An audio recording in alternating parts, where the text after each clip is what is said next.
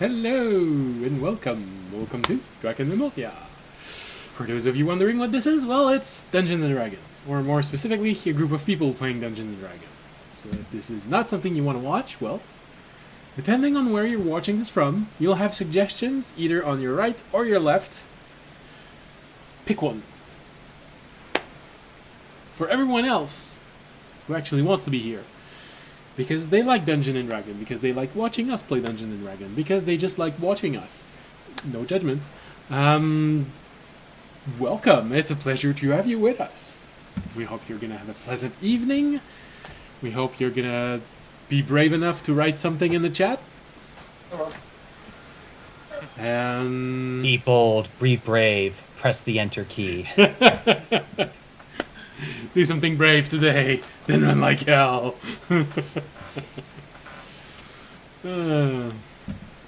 But run with your device so you can keep on listening to us. Might also try running with scissors. Well, it's, it has multiple bad ending if you start running with scissors. But if you walk with your phone, technically it's legal, so go ahead. I mean, oh no, I shouldn't say this on Twitch. I was gonna make a comment with telephones and cars. Never mind, I don't want to get banned from Twitch. So, let's keep on going with this. And if you like the thunderstorm in the background, ambient mixer, you have all the information below where you'll be able to follow the link and go there yourself, make your own ambience. You only have to pay when you download it, and as long as it is an ambience in whatever you're doing, it is royalty free. And that's about everything. We've got the publicities, we've got few stupid things said. I think it's everything. And yes, I know the art still hasn't been upgraded. I feel like I might have made a mistake with the person I chose. So, again, I will probably need to find a new person to make the art and try to find a way to get refunded. So, eventually it will come.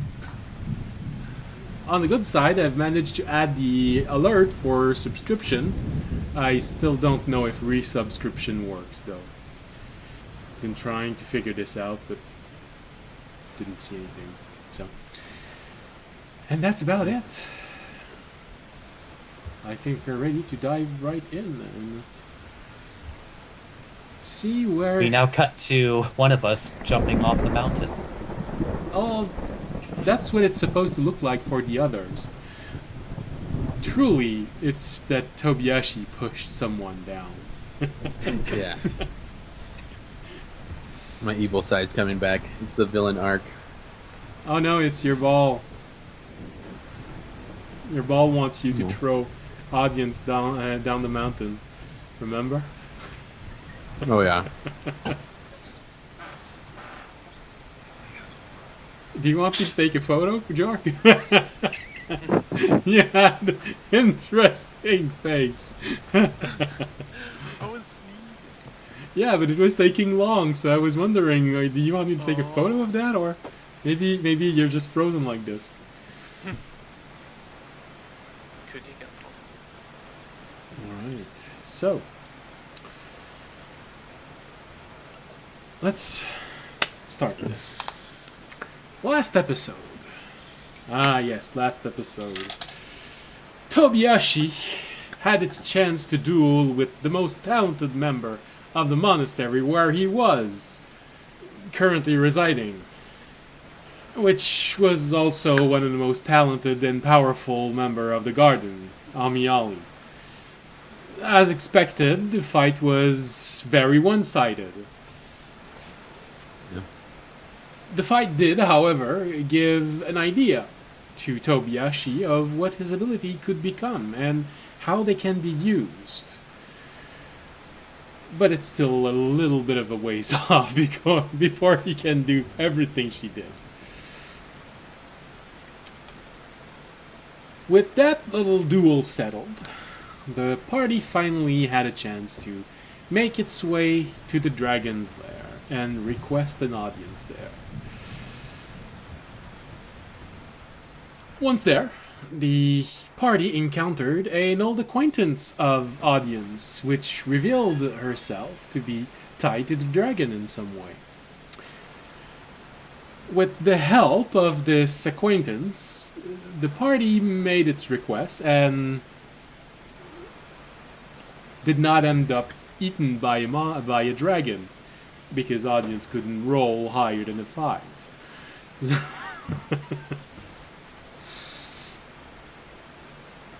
So, with this settled, the party decided to go back on its way and take on that small quest they had been asked to do by one of the members of the garden, which was to investigate a new mineral that had been found in the cave where they found the exotic metal, which had been infused through thousands of years, or at least several hundred years, with the magic of a dead dragon seeping into the land.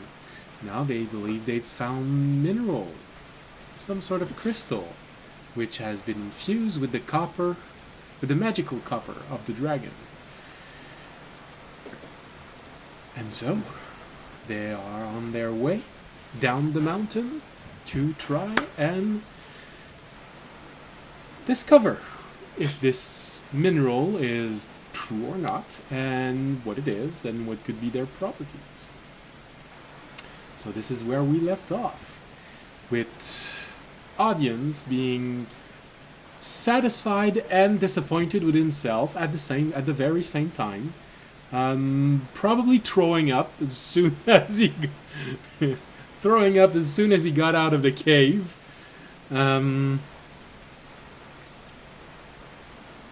We have Tobiyashi, who can finally communicate with the creature living in his ball. I'm talking to him right now. Yeah. So now you don't do what? You have Fisher talking to himself and Tobiyashi looking at wherever that ball is hanging from and speaking to it.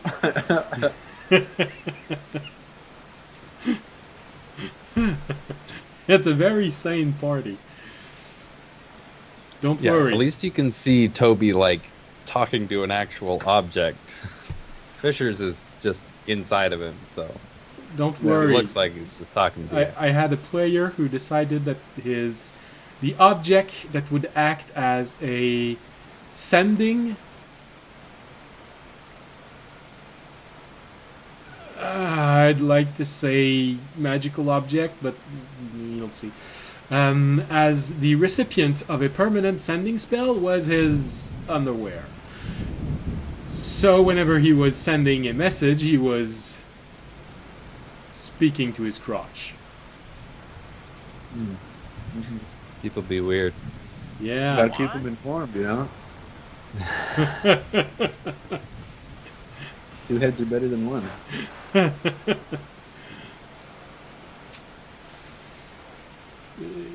can't imagine how awkward it is when the person arrives and says, "Hey, yo, what's up?"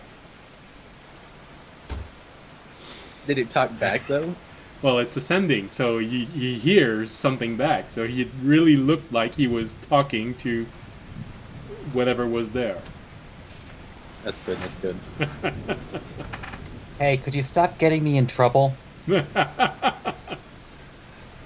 Stop making decisions for me. Day. Maybe one day. Well, I probably should say that I was playing with people that had just came out of being teenagers. Technically adult, but not still used to being adult. So,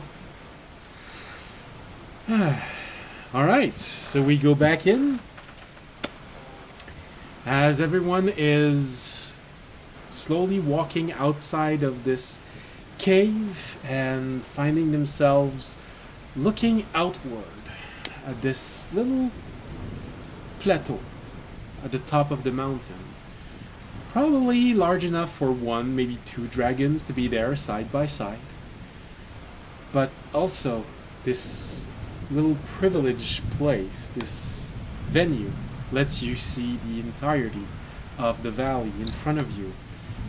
You can probably even be nearly sure that if your eyesight was good enough, you'd probably be able to see as far as Otanel and the craft docking on its floating. Why is my mouse doing this? Floating on the sky dock. It is impressive, because now you can see a lot more. You can see the forest that is just below this mountain. You can see part of the Twin Lakes. And very far on the horizon, on a little small hill, well, small from your perspective, you might even be able to see the tallest building of Caravel. It's a lovely day. This is why I turned off the thunderstorm. And you have this sense of, good, we survived this. Well, that could have been so much worse. And as a matter of fact, Fisher, from inside of you, you hear Terranad just going, right. It's a good thing the dragon wasn't there, because Bird Brain almost got us killed. Or eaten. Starts getting chased by the dragon. How are we sure the dragon wasn't there? I thought you said they could be anything. Well, with how well he spoke out, how well do you think a dragon would react when they do such a interesting job of presenting everything they want to do? I don't know. I've never met a dragon. Oh, that's right. You're that young. All right. Well, maybe next time let someone else do the talking. Maybe the worm. He seems to be the most eloquent of all of you. Wow. The shade.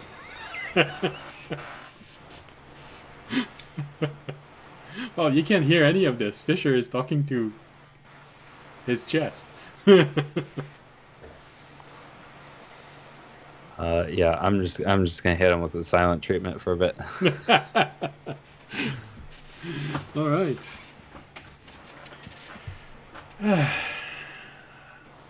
As for you, Tobiyashi, you have this new opportunity to talk to this little creature inside of you, who's right now is a little bit rattled because he could feel the energy of the place. It was a dragon's lair, after all. Anyone who would have dare use detect magic would have probably had been blinded by all of this energy everywhere.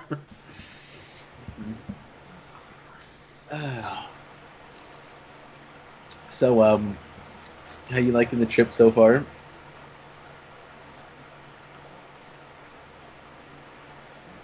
Oh, he wants an answer. Oh, Yeah. that's new. You could respond. I could hear you. Don't worry about it. Okay, that's new. So, how do you want to settle the dragon's case? We'll get that done later. At first, we need to get your No, home. that's we should be able important. That's very important. I mean, it is important. It is important. I will tell you that. I will. But what we need to focus on first is finding you some more of those delicious elemental shard. We need to find a full shard. I want to see what happens when I give you a full one. Oh yeah, And yeah, yeah. then- No, that's very good. That's interesting. Which one should I eat before killing him? Oh, man, that opens so many new possibilities. Interesting, interesting. I think he's resistant to lightning or thunder. I'm not sure. So maybe not one of those. Yeah, probably not fire either. You know, because it's kind of a dragon. No. Does the audience just hear me talking? Yes, like everyone that? can hear you talk. I'm just talking like, don't worry about it, audience. We're not talking about you. We're talking about a different dragon. Tobias has just started doing the same thing as Fisher.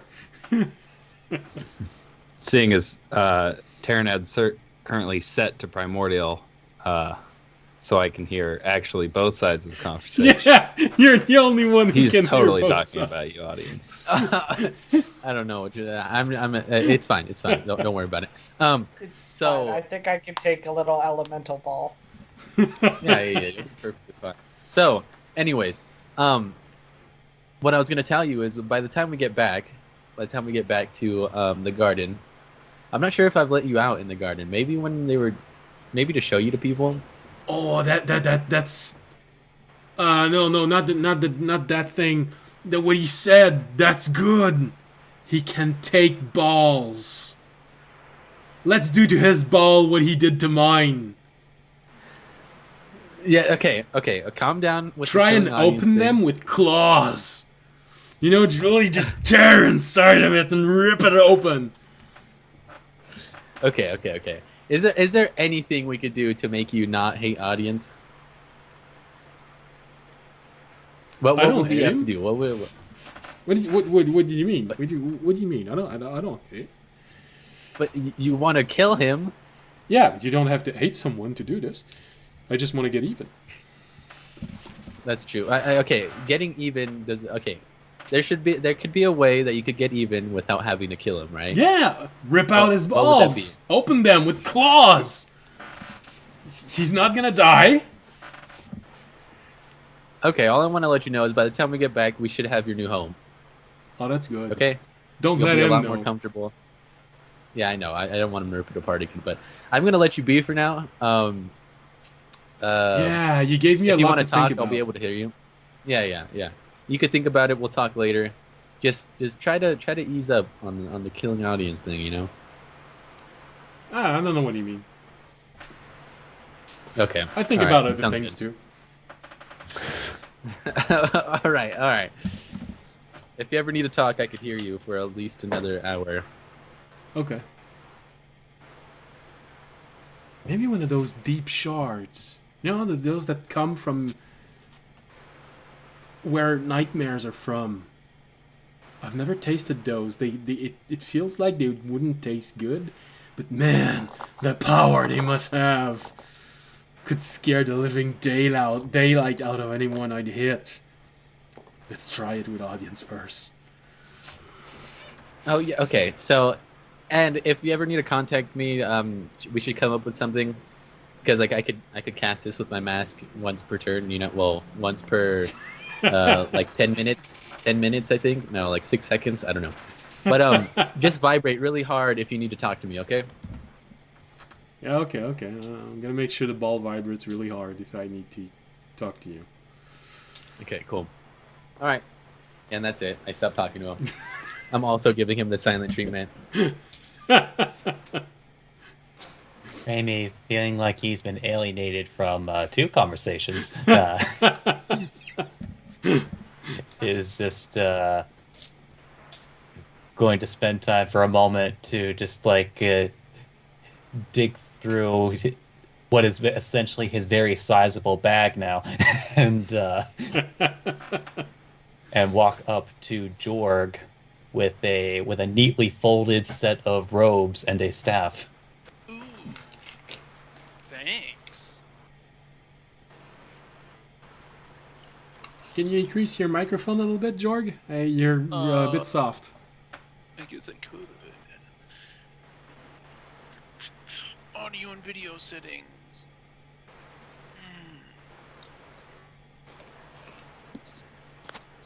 I don't know if I can. Is that better? It's a little bit better. Yeah, marginally better. It's probably that my cord is fraying. Oh, okay. I don't know. Okay. Speakers. Um.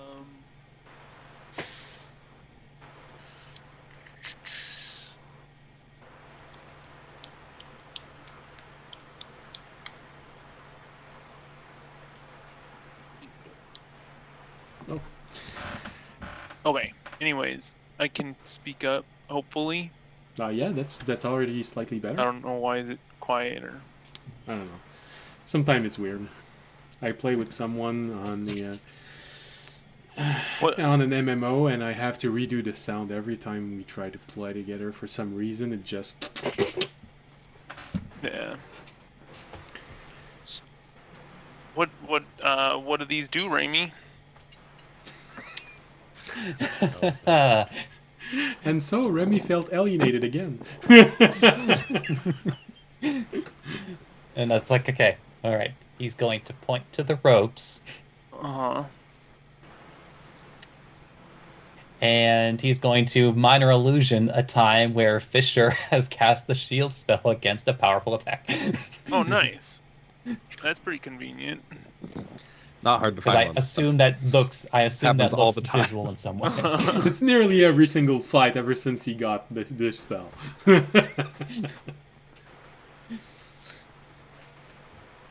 So I'll be able to cast shield spell. Shield, I mean, 4 times a day. 4 times a day. That's Yes. pretty convenient. The staff has the staff has the robe. Sorry, the robe has 4 charge, and it uses 1 charge to use the spell. It's just like a spell, so it's shield. It's a reaction spell, and the robe recharges at dawn. Okay. Or after a long rest, if dawn never comes. Whoa. If dawn never All right. comes. That's ominous. Well, I have introduced the nightmare realm a few times now, so if you're ever stuck in there, you can assume that dawn is not gonna come. That's a good point. But there is an important distinction though, because if for some reason we teleport to another part of the world with a different time zone, just like you might get 2 uses out of it within just a few hours, But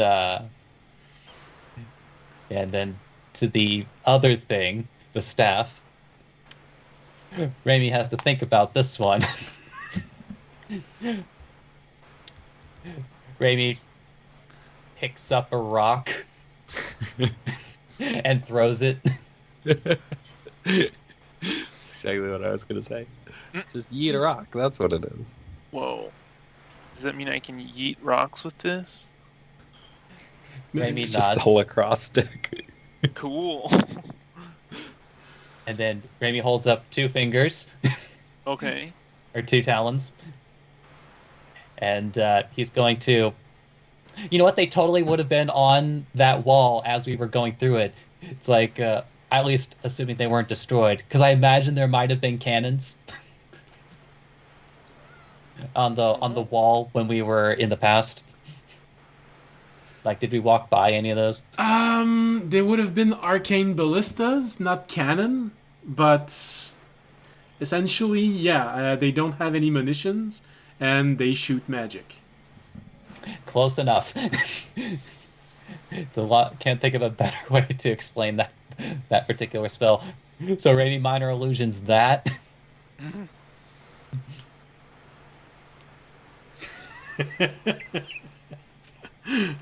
Interesting. You see the image of this huge ballista with runes appearing on it, and then suddenly firing, seeing all of that energy being displaced at once, the dusts going up. I'll be able to do that. Gives the so-so motion. Well, still. That sounds pretty cool. And then he'll hold up 3 talons. Third function. Rainy is going to minor illusion a shield and pull from his bag an arrow. Aha. Oh, I know. I will be able to block projectiles. So-so. Okay.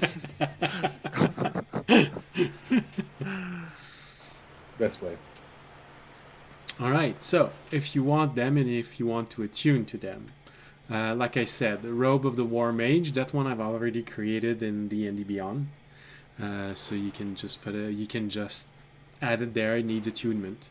The staff itself, well, of course, the Robe of the War Mage right now, it looks like a mage's robe. But if you want, you can have it modified in the garden to look more nature. Like, Might do that. You could put the other cloth on it too. Yeah, and that's why initially I described it as there is this sort of jacket lair inside that seems to have most of the enchantment on it, so you would probably be able to just have the extra fluff removed and just keep the jacket part, or make a small tunic out of it. You know, I allow you to play with the appearance as you want. Cool. The staff is unfortunately not made in D&D Beyond yet, but it is attunement. It is a staff of projectile. It has 9 charges, and it recharges 1d4 charge every day. It can be used as a spell focus, and you must be a spellcaster to use the staff. If you decide to attune to it, will you decide to attune to it? Yes. Okay. It's cursed. Got him. No, well, because if you don't decide to attune to it, the only description you get is what Remy gave you. But if you decide to attune to it, you get the other version.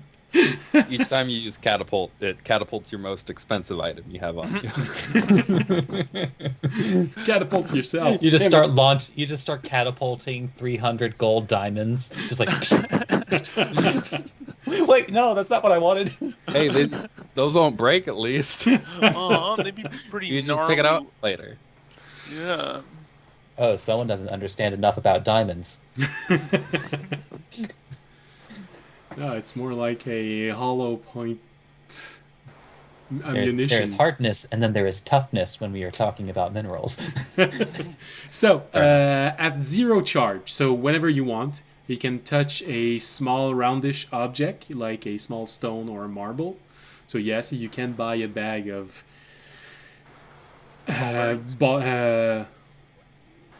goodness, what's Ball bearings. exactly? I couldn't say it in the right Somebody's order. balls. You could buy a bag of those and use that for ammunition.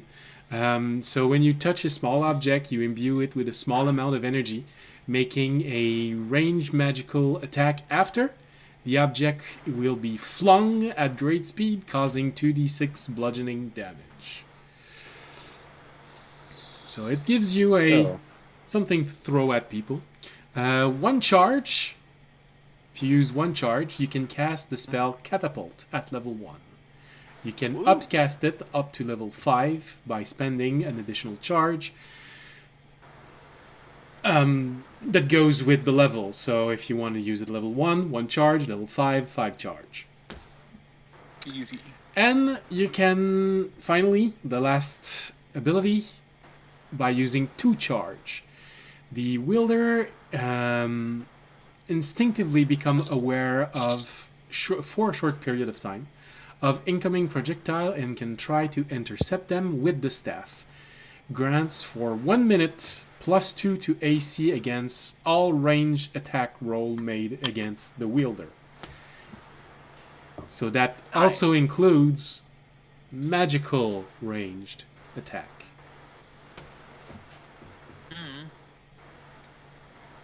Damn. That is better than I expected.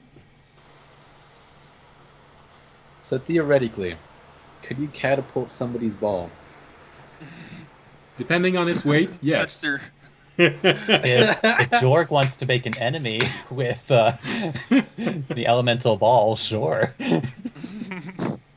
Oh no, not Here's that another ball. question. Can if he were to catapult an acid flask or a alchemist fire flask or something, would that break on impact and do its own damage in addition to the catapult? Ooh. I'd say it could, depending on what's the object inside. I'd probably reduce the impact damage because it's no longer a solid object. It's something that breaks. So now it's like a hollow point bullet. But it, More damage. yeah, it has the ability to do the damage of whatever is inside.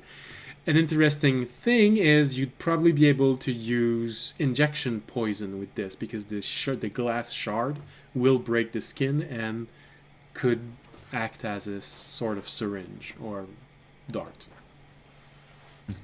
Although, keep in mind, since I don't think you've ever used the catapult spell before, Jorg, but if the target succeeds on the saving throw, the object keeps going Yes. Yeah. until it runs into something.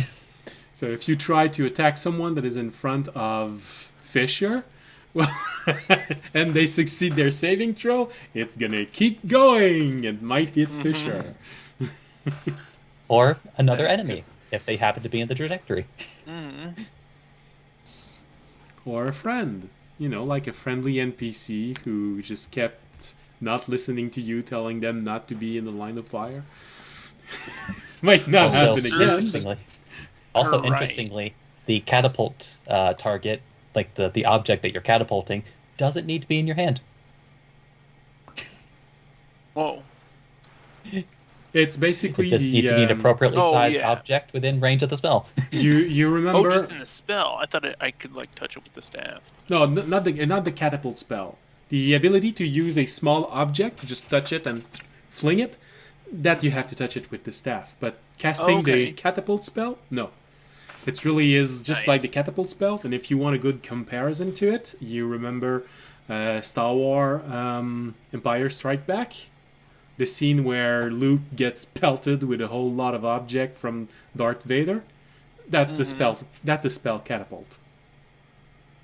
Cool.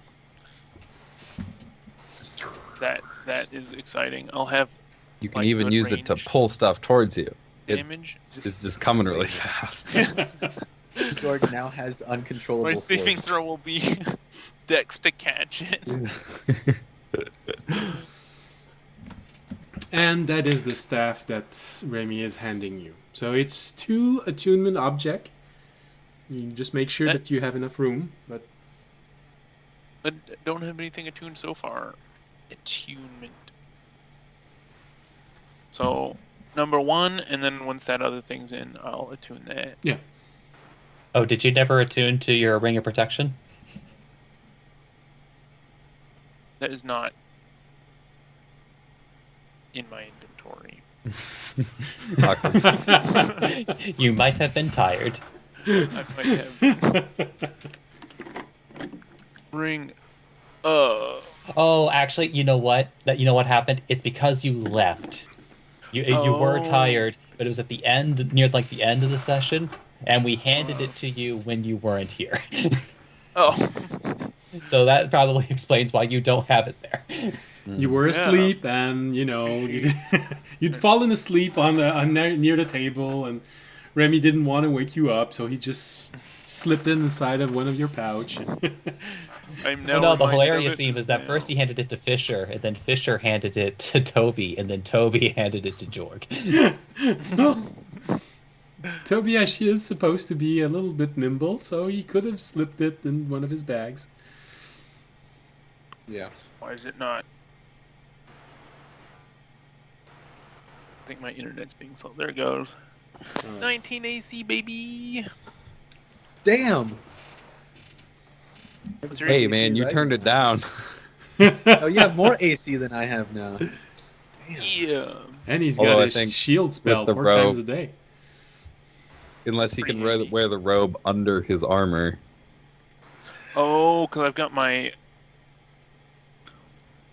Mage armor, I think, would drop your AC by 1, Yeah. as opposed to the chitin armor. But then shield Can I wear this with the chitin is armor? probably worth it. I mean, like basically, do these robes essentially work like Clothing. clothes? Yeah. They're made for mage. Okay. So Okay, Then, cool. then breastplates can 100% be, because I think your chitin armor is the equivalent of breastplate, so they could totally be worn over clothing or worn over or under. Mhm. Yeah. I mentioned it could be because, like, You're just extra warm now, Jorg. Don't worry. oh boy, it's a wonderful day out. It's getting pretty toasty. Well, yeah, and you're above the cloud layer, so it's a bit cold, Ooh. but Oh, yeah, that's good. there's no rain. Oh, I now officially have the lowest AC. uh-oh. I think you kind of had it anyway. No, everyone was at 18. Oh, okay. Oh no, Orunak I'll has find a some, worse don't worry. AC than you. Oh, everyone Oh, else. well, I mean, Plebs. everyone that's not Catch an up. NPC. Well, technically, no, you're right. Yeah, that's right. He's an NPC also. I was gonna say Terry's gonna have a worse AC, but he's just a very. How? He's so small. How do you hit him? Just Does his swish them. box not contribute to armor? So what? No, it's full cover. Box should be armor. No, yeah, that is Now- full cover. No, that's concealment. have a- It's not armor. Don't. Does my elemental have an AC? That's the real question. Well, he's meta there, so he's probably immune to all damage, unless you have magical weapons. Yeah, that's true. Okay, wait, we've been moving this whole time, right? Yes, of course. Yeah. So the next question is. Wait, did we remember the cart? Well, I hope so. The cart was at. I'm pretty was sure out- we're taking the cart. Cool. The- You I know, thought we were just gotta sitting in it. clarify. I think we did actually mention that last night or last week, didn't we? If we didn't, we are now. Good. All right. So you're going down the mountain. It's nearly an entire day to get down from the mountain from where you are. So the question is, do you want to go as far as you can and sleep in the mountain, or do you want to go back to the monastery, sleep there, and have a full day of travel? I'm always up for sleeping outside. Do we want to Same. sleep in the monastery again? I'm not a monk. You I said don't know, So- Toby. Do you want to go back, relive your shame? Shame? What do you mean? I'm better than half the people out there. You could calm down with that. Okay. So, I mean, I don't care. We could go wherever. I'm fine with sleeping outside, or in a monastery, or Tobiashi, when you react like this, you hear your ball just go, "Yeah, come on, let's settle the shame. Let's go against my him God. first." Yeah, show him who's boss. I can't hear your orb, can I? you can't. No, but No, Fisher I could. So. Fisher heard it. Yeah, I just look at Fisher. I'm like, don't mind him. Your ball's trying to blow air up my ass. He is. Oh, He's a little unhinged. By the way, just as a fun thing, Raimi is going to take a dagger and he's going to put it inside his beak. Okay.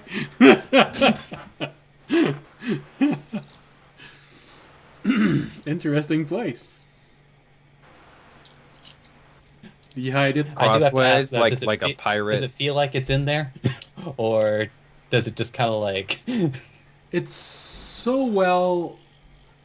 Oh, that's right. You don't have teeth. I was gonna say it's so well hidden. It gives a feeling about as well annoying, but also as subtle as having a piece of aromatic herb stuck between two of your teeth. You know it's there, but you know that no one can see it. You see him eat a knife. Yeah. Just go like this. Well, that's normal. Well, we should sleep outside. Yeah.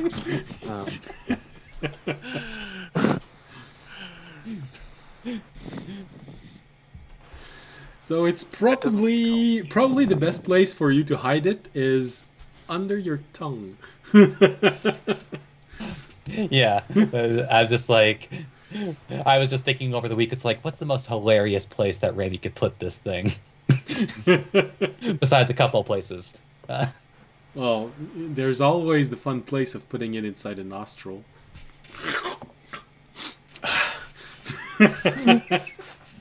Gonna sneeze and kill somebody. I guess the All right. So, apparently you, after seeing Remy do this, you'd rather sleep outside. That's interesting. All right, so you go back down the mountain. It's a slow walk out, but still.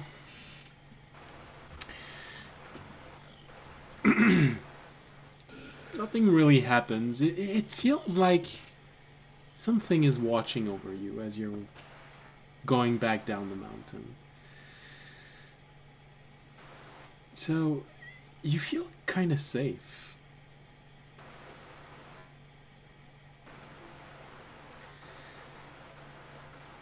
Slowly, the day fades and comes the time for you all to sleep. Now, the big question is, how are you going to arrange this? Do you all want to sleep, or do you want to start using the shift system so that Fisher keeps on going the cart during the night and you have the uncomfortable task of sleeping while the cart is going because you're in a mountain? Or do you all want to get a good night's sleep and then start doing the shift thing in the morning, or not do the shift thing and take a few days of relaxing outside, sleeping in the wild? we're not really in a rush, right? I don't think so. not. We don't have Why don't like, I a just time take limit, watch, right? but 1, 2, 3, 4, 5. we just move during the day. I don't think you're in any rush. I think you're at least 10 days away from audience's event, and at the slowest, by going town hopping, it's going to take you 5 days, I think, to get to where you're going. And you know there's a portal there. So, 5 days. 6 days. And you know there's a portal there. So as soon as your quest is finished, you can easily go to any town you want or go back to the garden. But I think it's a little over 10 days, but didn't do the math before start. What scrolls did we get? We got scrolls, right? And Yeah. Remy is the one who knows who Yeah, got I which would scroll. I would ask Remy what scrolls we got. Yay! More explanation! Well, while we're Yeah. traveling, so we could do it over days if we wanted to. Does comprehend languages make this easier? No, unfortunately, no. You'd have to be able to read his mind, and even then, you would only get his intention, not his and not what he's actually saying. Okay. It would help, but not that much. All right, fine then. I'll make it extra clear. Do we have any any scrolls for protection? This is yes or no. Yeah. I don't Yes. think you can cast scrolls though. No, I can't. I'm asking for a different reason. Because my cloak, my cloak. Well, can you enchant things from scrolls? If you're a mage. I Or would don't. you have to take it somewhere? I mean, you could have. I can't Somebody put a else do it? scroll on your cloak. Like, Well, we could yeah, I go know back to that. the garden. You could probably have somebody enchant your cloak or make you Yeah, a that's what I cloak was- that does something similar. That's fair. That's fair. Okay. All right. Well, I'll wait till we get to the garden then. That's Although, all. so that it's 100% clear, just like Raimi pulls out two pieces of paper from behind, Fisher, who apparently never noticed they were there. I've got scrolls. I've got the ones you gave me. Well, no, like the what? But at least last session you said that Fisher never noticed them. Oh, did I? Oh, that's what was feeling weird when I sat down. But after decrinkling them just a little bit, Raimi's going to point to one of them, and he's going to minor illusion an image of Thykar laughing on the ground, Okay. because Fisher All right. has seen that. It's hysterically laughing on the ground, I think Remy wanted to say.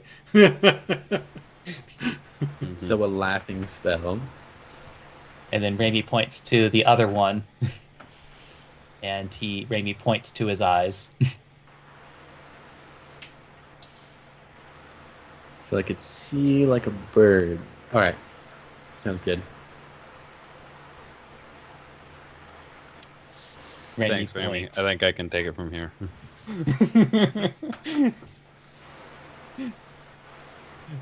Yeah, Raimi just politely ignores that last comment and just most assuredly just kind of puts those two scrolls in Fisher's possession.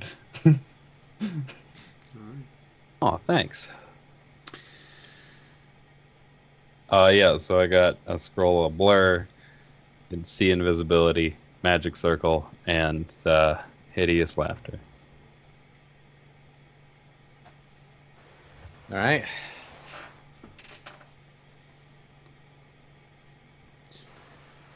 If only you had a mage. I'm learning.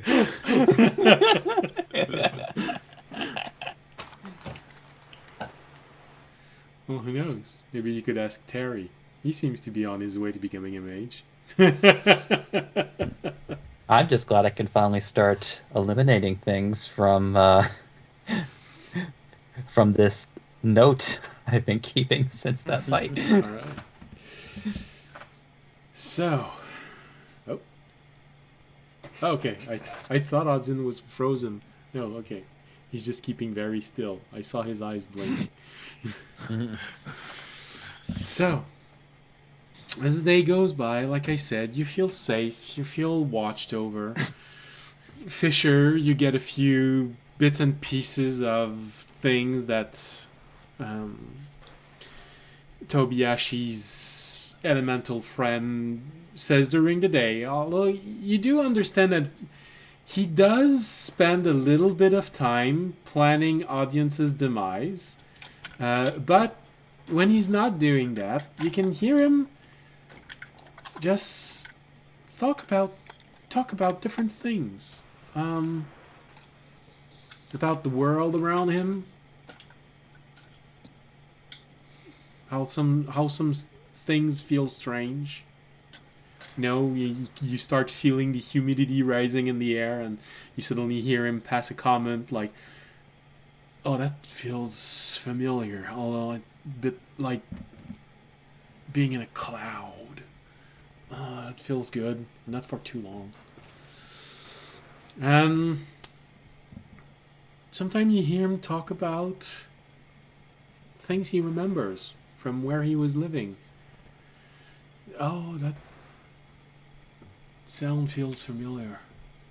Just as a particularly strong breeze starts blowing near the group. Oh, it's good. That's nice. Wonder if there's going to be lightning. He seems to be very focused on the present and getting even with Audience.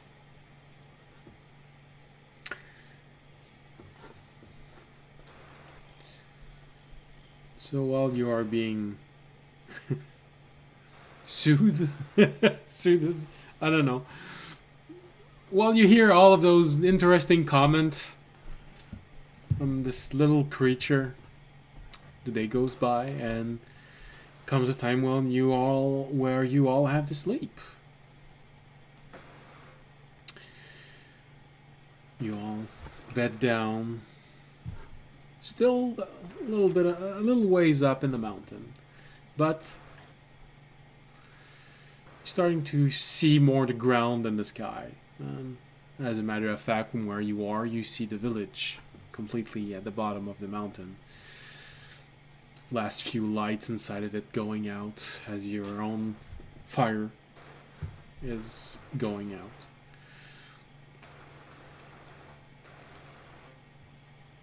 All fall asleep. Fisher, there's a nice, interesting question. All the while going down the mountain, you do feel something is watching over you, and you do feel oddly safe. I do say oddly because it doesn't feel like there's any reason why you should feel safe. But it's just that restful feeling that you get when you know you're in a safe place that just won't leave your mind. Do you spend this moment to try and sleep truly, or do you stay alert all night long?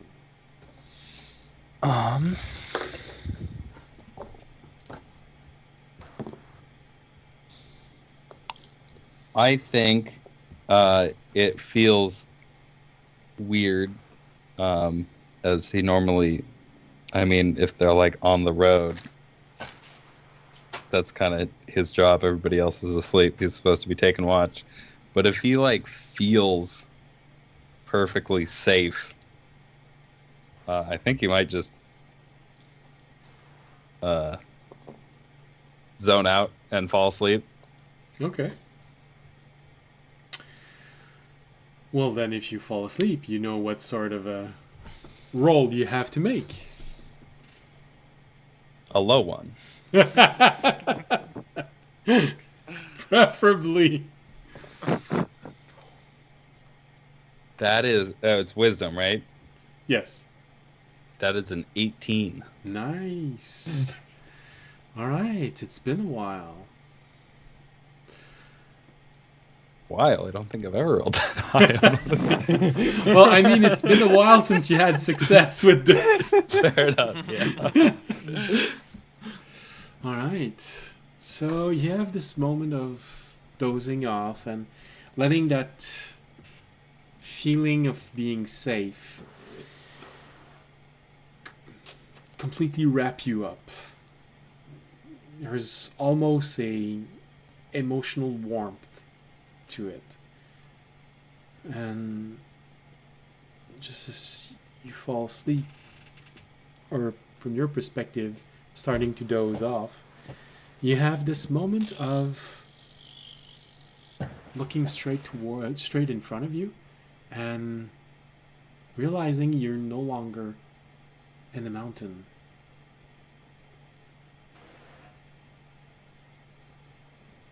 You're no longer on the ground. It's just blackness everywhere. But then you see this little dot of light coming from so far away.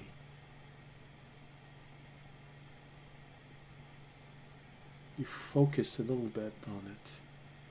Sort of that reflex of, what is it? And it feels like it's coming closer to you, but not growing in size, which is a little bit odd. But as you follow this feeling of getting closer, you sort of hear this distant reverse echo, where it's very faint and it's slowly growing louder, but repeating itself. You want to say it's a feminine voice, but you're not all that sure. But you hear the echo just going, "It is you again. I recognize you. Can you hear me?" Yeah. "Can you hear me?" And the echo fades, and you hear just very faintly at the end of this, "Can you hear me, my son?" What? And you wake up on that. I am your father. Yeah. I think Fisher does a quick when he wakes up. He's probably still standing. Yeah. Uh, From everyone else's point of view, you probably just went. You were looking out, and you just went. And that's it. That's what everyone else would have seen. I think Fisher does like a quick 360 to see if anybody else, if he said that out loud and woke anybody up, or if everybody's still asleep. And then assuming everybody is at least visibly to him still asleep, he probably wouldn't end up, unless he'd gotten that was like a long enough time to get any rest. He probably wouldn't actually get a rest that night, because he just for the first time ever. I mean, because of the fact that he does sentry rest, he's not a restless person, because so much of his conscious time is just sitting perfectly still. Yeah. But I think for the first time ever, he's just constantly pacing back and forth, thoughts going at a million miles an hour. Okay, that's interesting. Which would mean, I believe that those with the highest passive perception are Jorg and Remy, if I'm not mistaken. I have them here. Passive perception. No, it's Tobiyashi and Remy. Interesting. Which means... Okay.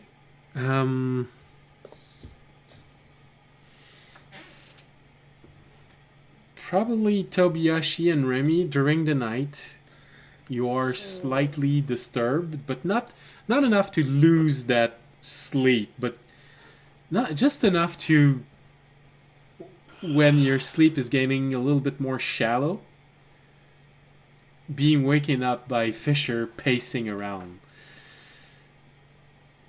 But you don't know what he does during the night. Usually you're sleeping, so maybe it's normal. Yeah. I'll just kind of peek at him with one eye and then I'll just be I'll turn over and then put my mask on to cover my face and go back to bed. Which is sure gonna help a whole lot of people, because your mask is completely white with one eye in a spiral and the other one is purple. It's not disturbing at all.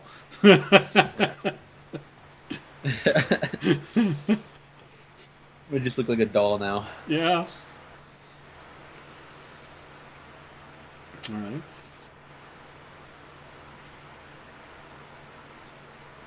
I was gonna say, and what about Remy? But He's glitching. Oh, no, sorry. I just walked away for a second. yeah, I know.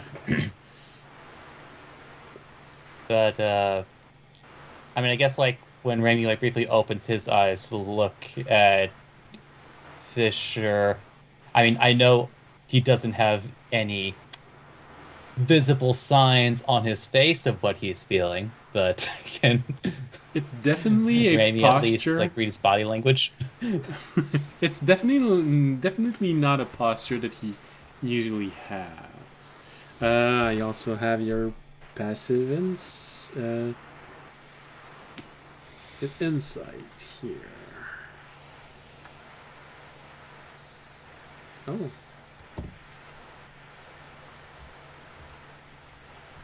Well, if you want take the moment to make a roll, then yeah, I don't have to look at your passive insight.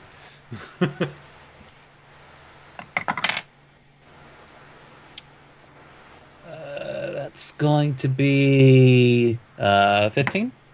15. All right. I would imagine Fisher is not trying to hide the fact that he's disturbed by something. Even if I was, I have a -1 to deception. No, he does not have the All right. mental capacity currently to focus on anything other than what he just experienced. So Remy, you do notice that there's something different in the way that Fisher's doing this. You don't know if he actually does this during the day. I think we're losing audience. Maybe I should have made a dream sequence for audience. You don't know if... Well, we already know audience's dream sequence. Yeah. He's dreaming. Either ladies or horrifyingly powerful god entities. What about both? Fighting And one somewhere another. off in the corner of his eye, a gem. Yeah. Yeah, always there. So yeah, you'd probably notice that, like I said, you don't know what he usually does during the night, but he also doesn't usually wake you up. And you've never seen him with such a nervous demeanor.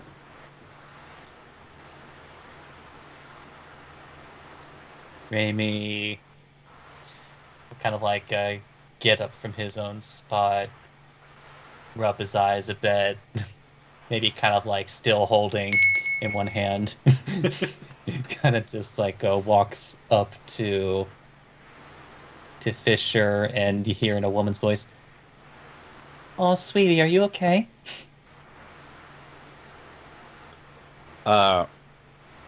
Fisher probably jumps a little bit. What? What's up? What do you need? Rainy blinks and repeats in that same woman's voice, "Oh, sweetie, are you okay?" Yeah, sure.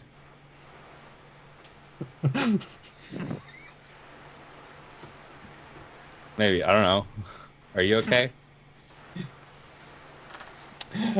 Raimi blinks, then slowly nods.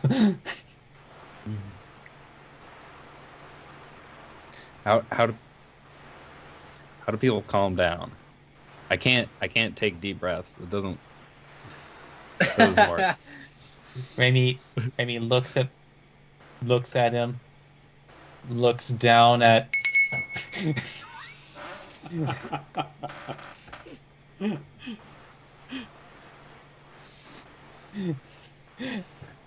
and just like takes one of Fisher's hands and just starts to like gently glide it over their fur.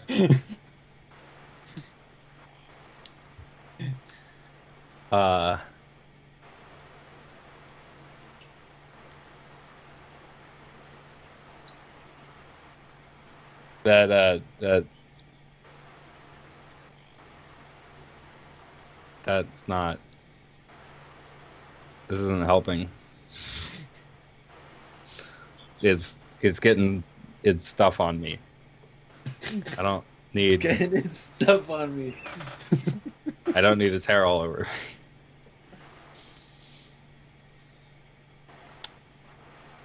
Raimi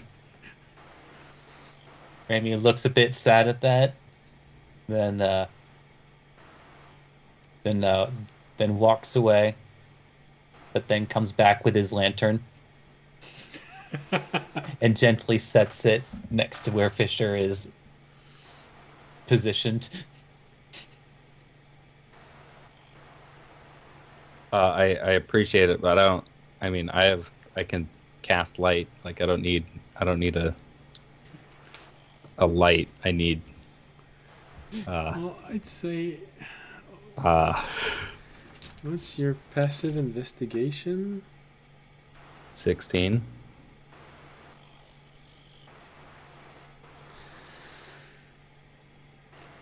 You, while saying this, you do recognize a pattern in what Remy is doing. This corresponds to everything you do when you want to help a child recover from trauma. Nightlight, a teddy bear, 2 stroke. All that's missing is something to drink. Raimi slowly pulls out the decanter of endless water. When did Raimi become an emotional support animal?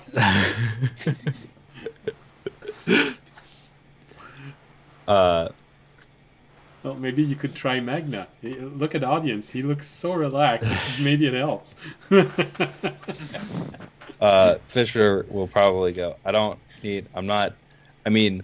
know I haven't been, like, I'm not that old technically, but I'm not a kid.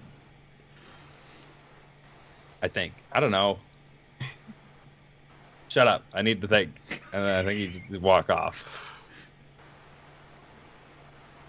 Oh, so Remy, you recognize this attitude from children a lot. Leave me alone, Mom. Yeah.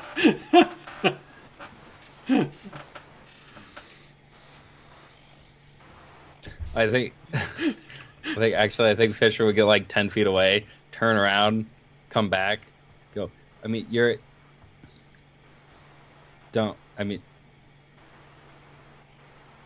no offense. Did you come out of an egg? Raimi nods. What do you, memory doesn't. Did you ever? I don't remember if we got to that part or not. Did you ever know your like birth parents, or was it just always that shitty dude with the scrolls and stuff? Raimi looks a bit sad and holds up 2 talons. Just the shitty dude. Yeah. Do you ever have like, because like you sleep like a normal person, so I assume you like dream more than other non-sleeping beings would. Do you ever like dream of like your parents, even though you never Raimi met shakes them? his head. Huh. Okay. And Raimi kind of like looks at Thanks. you. Don't worry about it. And then he walks away.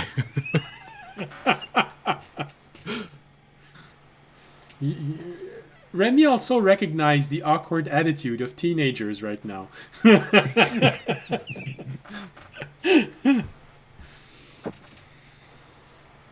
Raimi looked like he was about to say something, but then Fisher just walks off.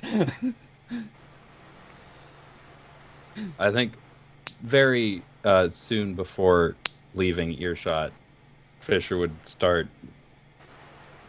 talking to Terranad. Singing emo music. It'd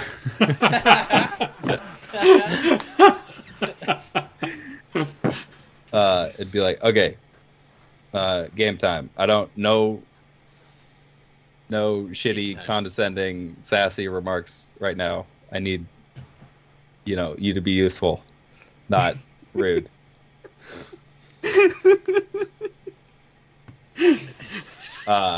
Did you ride along for that dream? No. Give me a moment.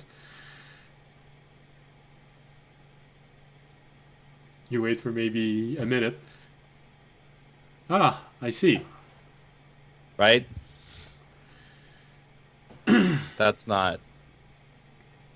Well, that's unusual.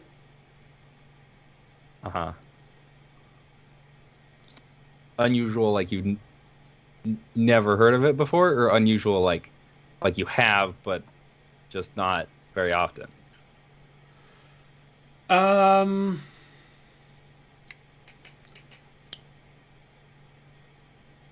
Huh.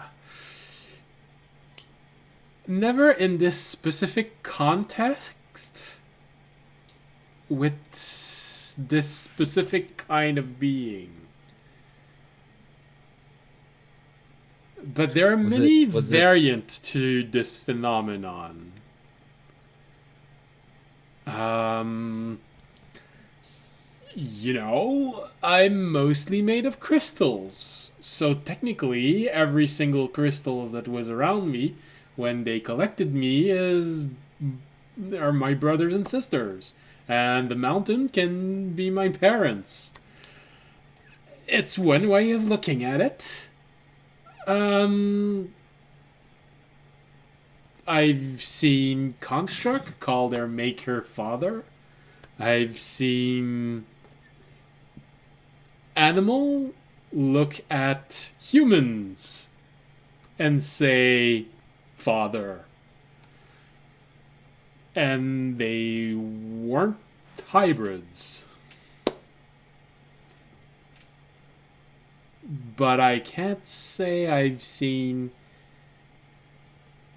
a sentient machine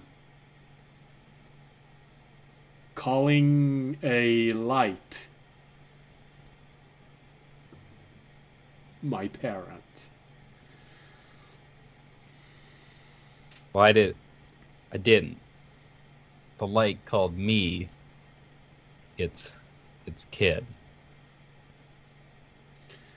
Well,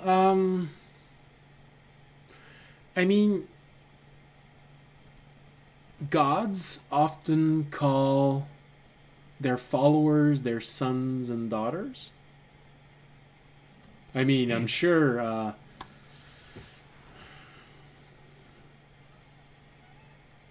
what's his face with mushrooms liking often calls the divinity he most likely prays to Mother Nature. Mm-hmm. Fair enough. Hey, maybe a god is paying attention to you finally. Guess that kind of makes sense. It's the leading theory is, a god had to give me my soul. Well, if we go with that, that might be the god that created it. Uh-huh. Or it's like audience, He's the champion of a god. I don't know if his god ever called him son, but it's not like he's very bright. Sorry, you said no. Alright. No, it's fine. You can shit on audience. I mean, if you need to get it out, just... That's what Remy hears.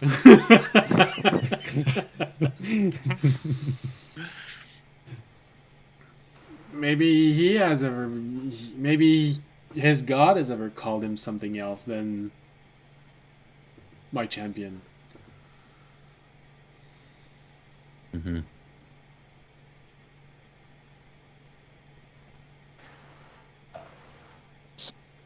Okay. That makes more sense. That's easier to wrap my head around.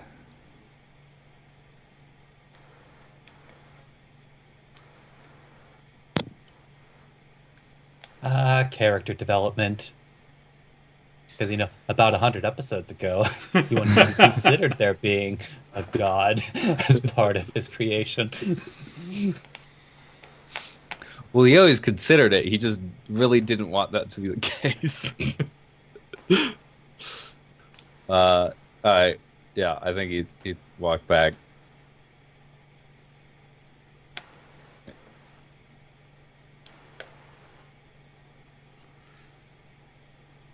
All right. Remy, go back to sleep. I'm fine. I'm good now. Why are you still up?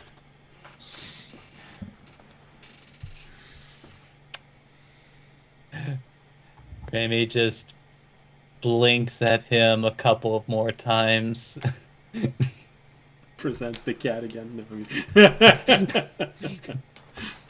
And he does go back to his bedroll, but he leaves his lantern behind. Well, Fisher, you know that Remy almost never does that. Once he lies down, like 30 seconds later, Fisher will pick up the lantern and bring it over and be like, "Hey, you forgot this."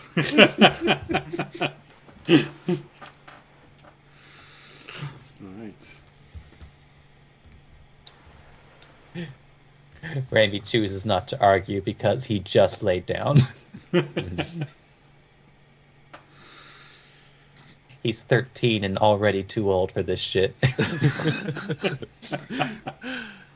Yeah, and then I guess Fisher would go back and probably calm down enough to be able to stand still again.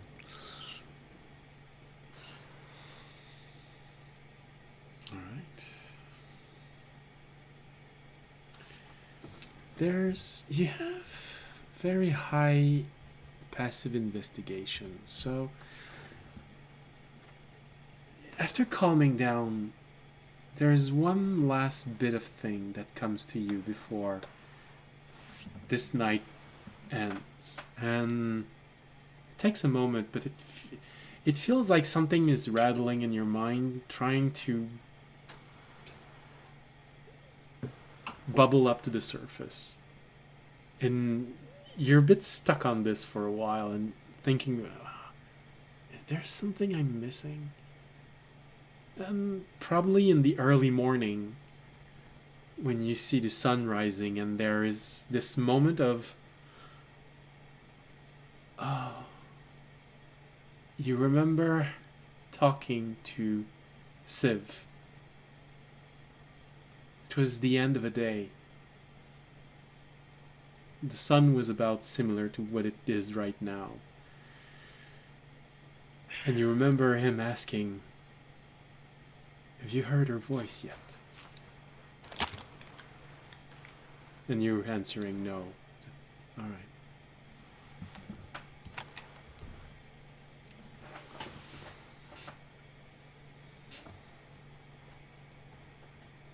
And As soon as he remembers that, he's gonna go, fuck me. And he's gonna pull out the orb. Dial Sierra. Hey, can you connect me to Civ?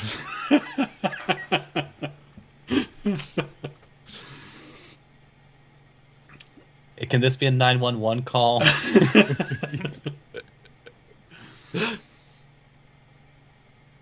Yes, of course, she can try. Takes a moment. It takes long enough for you to have this moment of, sometimes Civ has said, has decided not to answer, but takes maybe a good 5 minutes, then you see Civ's face appearing. Yes. Whose voice? What voice? Who? Wait, you said, have I heard her voice? What'd you mean?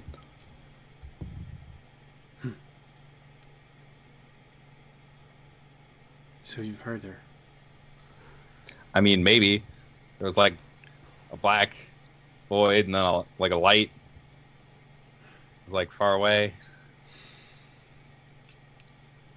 And let me guess, when you woke up, you realized you were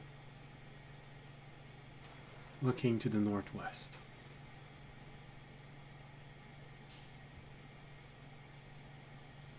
Takes a second to think. It's hard to tell. You don't have a compass in your mind, and you were on the other side of a mountain. But right now, looking at where the sun is rising, it's likely, but you're not sure. I don't know, maybe.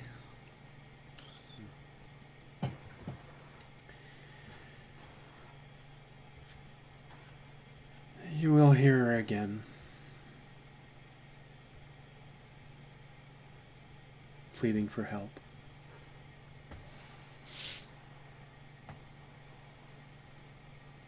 Ah, that's... Thanks for the warning, I guess. How long have you been hearing her?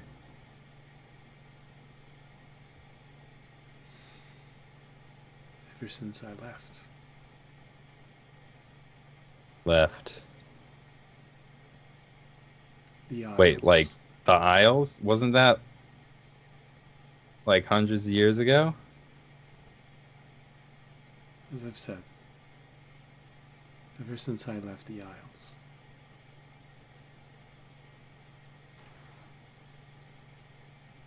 That's as much as it's... You haven't been able to figure anything else about it? It's too powerful. You waking up, it's not the end of the message. It's all you can take.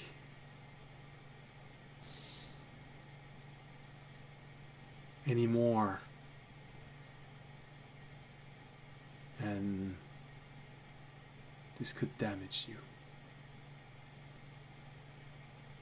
Oh, like what they say about like gods talking to people directly and why that never happens?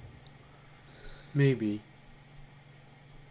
It is also a hallmark of extremely powerful psychic beings. Trying to reach out beyond barriers. It's dangerous to push too hard. Yet it's the only way that you can break through the barrier. Mm-hmm. Have you met other constructs that have heard it?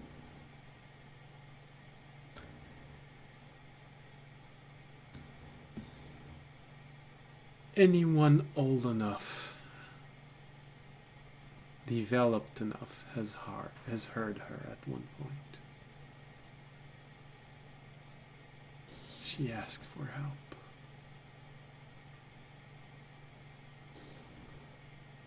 Obviously, I get what you mean by developed enough, but when you say old enough, are you also referring to consciously, or are you referring to bodily? I'm talking about the awareness. Okay. There is always a point where they start hearing, and as far as I can tell, this is a confirmation, yet you've moved past the point. Congratulations, you are aware.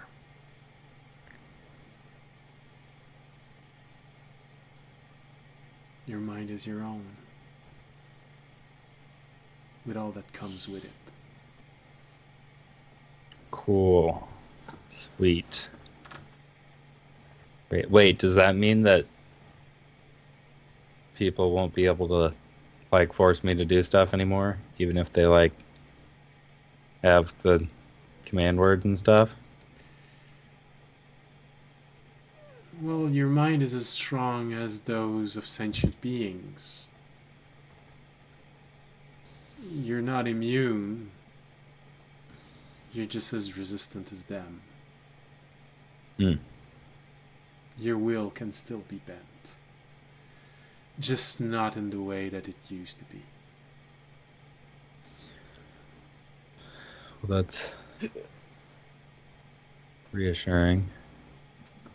Hey, we got resub warning. It's a bit small, but it works. Uh-huh. Do you kept in do you have like a list of constructs that you know? Has anybody really tried to figure stuff out? It always leads back to the Isles. Balls.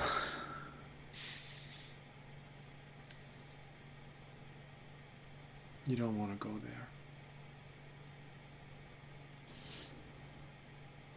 there. No, I don't. But I also really do, though.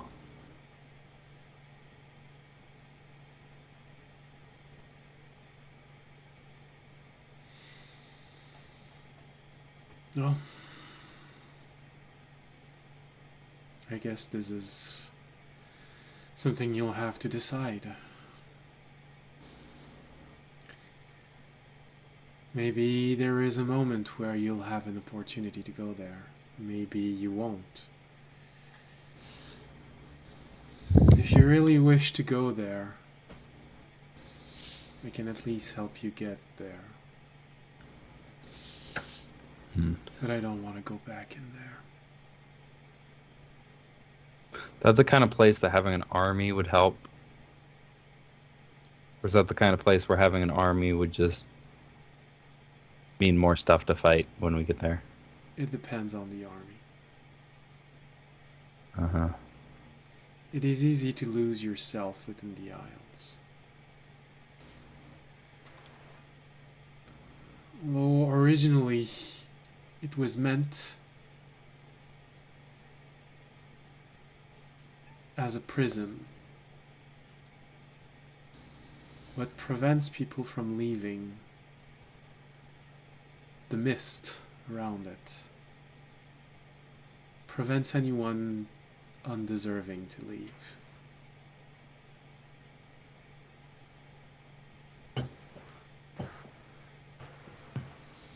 Mm-hmm. And the entity judging this is more powerful than anything you've faced and most likely will ever face.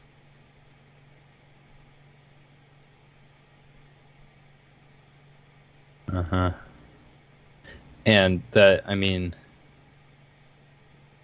what you remember, the voice isn't just the entity trying to, like, rope you back. There is no way to know for sure. If you've managed to leave, then the entity truly believes that you do not belong there. It is one of the reasons why so few take the trials. They're afraid of the answer. Uh-huh. It is not a question of judgment. It is not a question of looking at the fact. You are facing an entity that can see in you. And its judgment is supreme. If you belong in the Isles, it does not let you leave. If you do not belong in the Isles, it is the same thing as the warden of a prison realizing you are innocent. And so they let you go.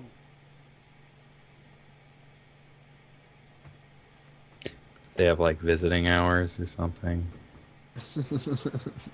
If you approach the Isles from too close, the mist will try to capture you. It was meant to react to ship filled with criminals. It does not discriminate who it takes. And if you want to leave, you simply have to take the trials.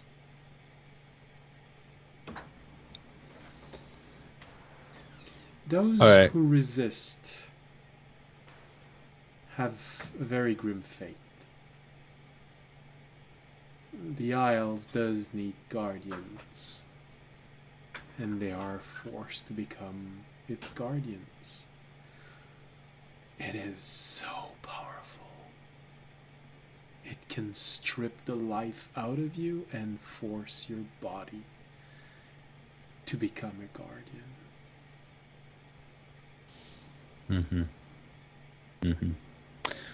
All right. Well,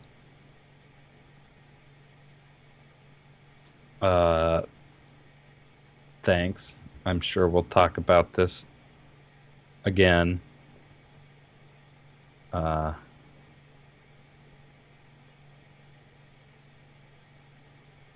Yeah.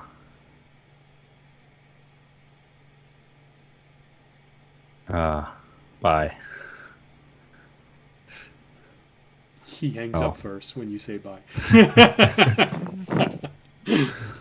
You can't help but, and being a construct, you can more easily interpret. I was going to say facial expression, but that's not actually facial expression. It's all tonal. Yeah. He's not kidding when he says he doesn't want to go back there. He is traumatized by having lived there. And you know how he fights. Mm-hmm.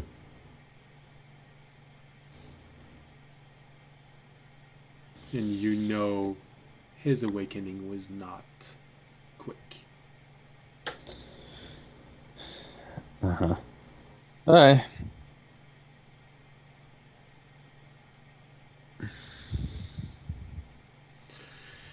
And so the last few rays of the sun appears. Well, the last few missing rays of the sun appears in the sky. The sun shows itself bright. Everyone wakes up. Jorgen audience completely unaware of everything that happened during the night. Audience remembering everything that happened during the day and, acknowledging that, okay, it wasn't as good as it could have been, but, it's basically a rehearsal. I talked with those who can help me, and they know me. So maybe it's gonna turn out fine.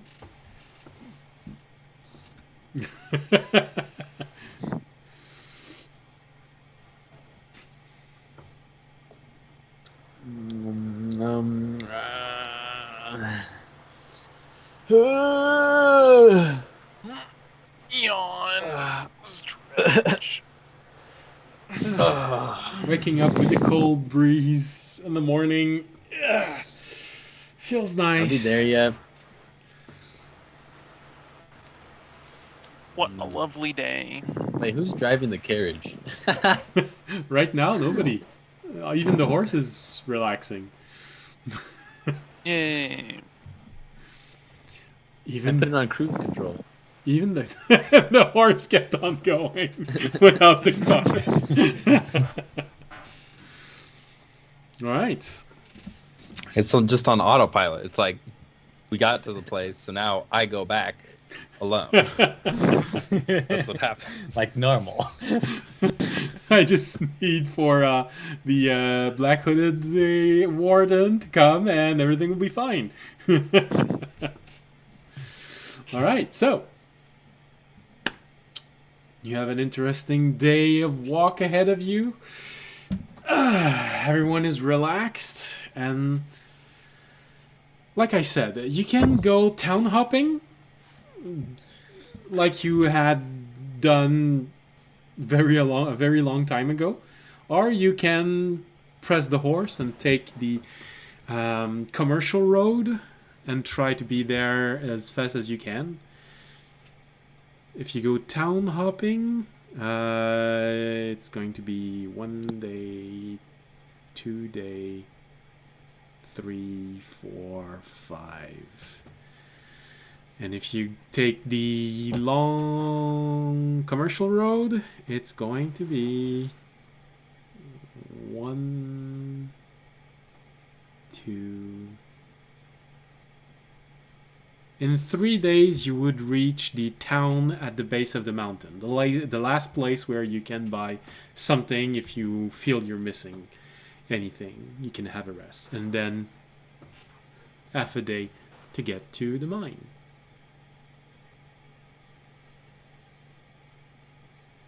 So, how are you going to do this? Well, audience, what are we doing?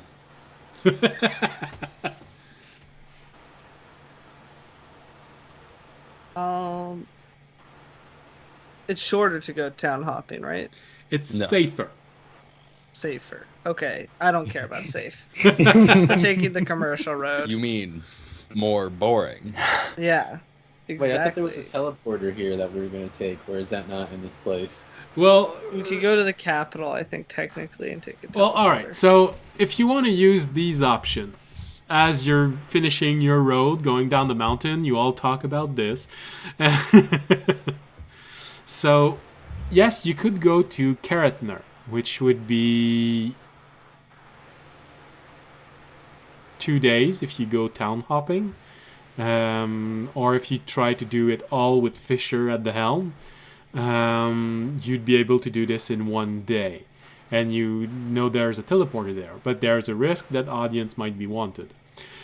You could. Wait, what?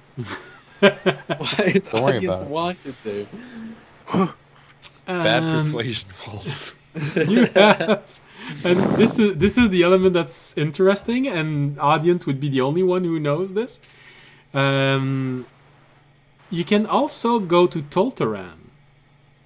If you use the same tactic as with Fisher, you could go down south to Tolteran. It's a major city. There's a portal there, which can lead directly to Kartharin. So you'd be able to get there in a day.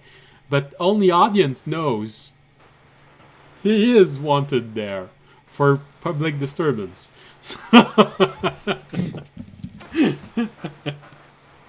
So those are the shortcuts. Wait, why was I wanted there again? What city was that? I don't even remember the city. That was so long ago. Tolteran? That was completely at the beginning. It's when Yeah. Tobiyashi and I forgot his name. His character name, I mean. When they left, Tobiyashi had went after it. You tried to get some information in the city to know where they had been, and you noticed that a merchant had the cart that Tobiyashi and your mage friend had. You tried to learn where he had bought this, and you nearly Trevor. rolled... Trevor, that's it. And you nearly rolled ones all the way through. So you managed to rile up a merchant who went to guards, who tried to get the answer of what was happening, and who were about to throw you in jail when you said never mind and you kept on going. Right. Alright, let's go to the one I'm maybe wanted in, instead of definitely wanted in. Let's go to Karathner. So doing this would be the shortcut. You'd be able to get to where you want to go in... Well, at the end of the first day. Well, before the sunrise of the next day. Yeah. Let's go there. Okay. With this... They probably don't still want us. With this decision, I think it's a good place to take our break because some people might want to go to the bathroom. And we will be back right after this. So, what do you want for sound while we're taking the break? Thunderstorm, I'll always- marsh, I always pick campfire, the Duck. duck. duck. All right, Chad. If you don't want to hear marsh sounds with a duck laughing at you, say something now in the chat. There's a 5 second before I see it. So 5, 4, Say something or 3, forever hold your peace. 2, 1. I'm not seeing anything in chat, so you're getting the ducks. Get ducked on. All right. See you back in 15 minutes. Bye.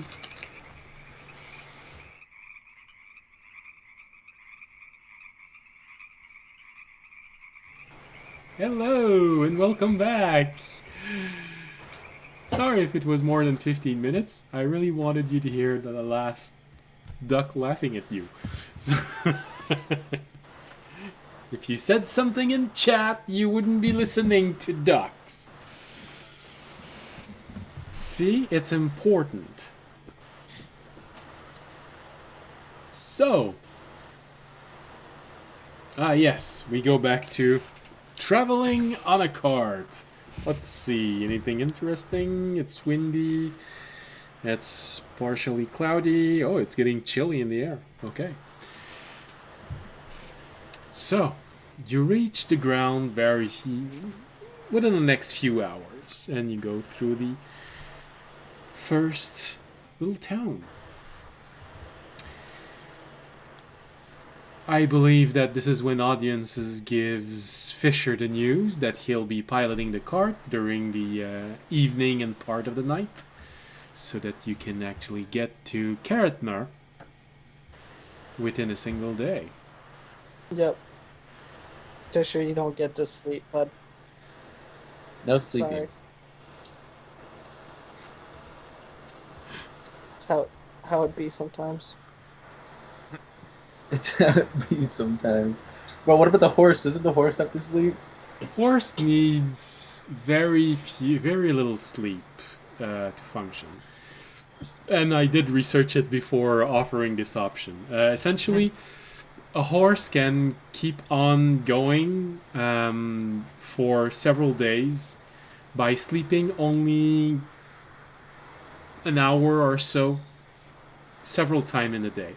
So, and since how Dungeon and Dragon takes traveling, 8 hours is actually more like 7 hours and a half, because it takes into consideration you're going to eat.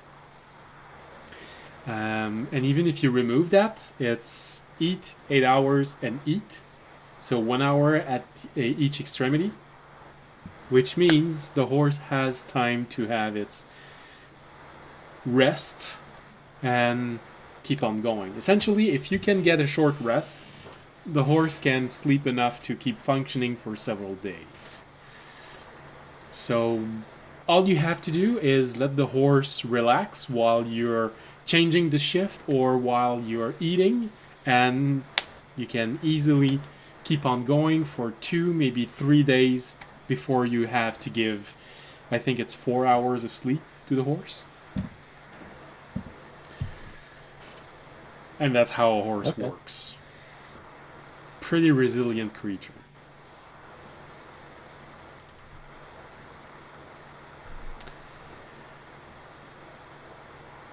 And so this is how it's going to be for the next day.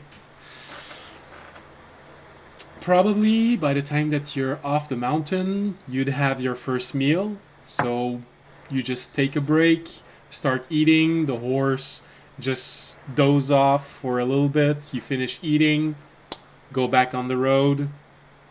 At the end of the day, when everything starts becoming a little bit more dark, and Fisher, probably to make sure that you had enough reserve energy for the night, you probably went into sentry rest during part of the day while everyone was helming the cart. And when you get to wake up, everyone eats a little bit, the horse gets his little short rest, Fisher takes the helm, and you can go on through the night. And that's how it works when you do this. So you essentially get to travel 16 hours in a single shot. Basically, it cuts every travel time in half.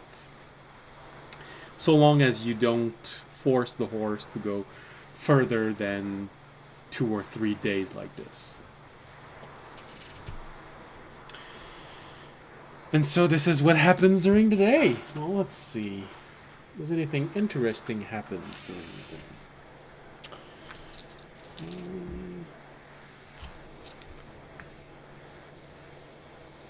Okay.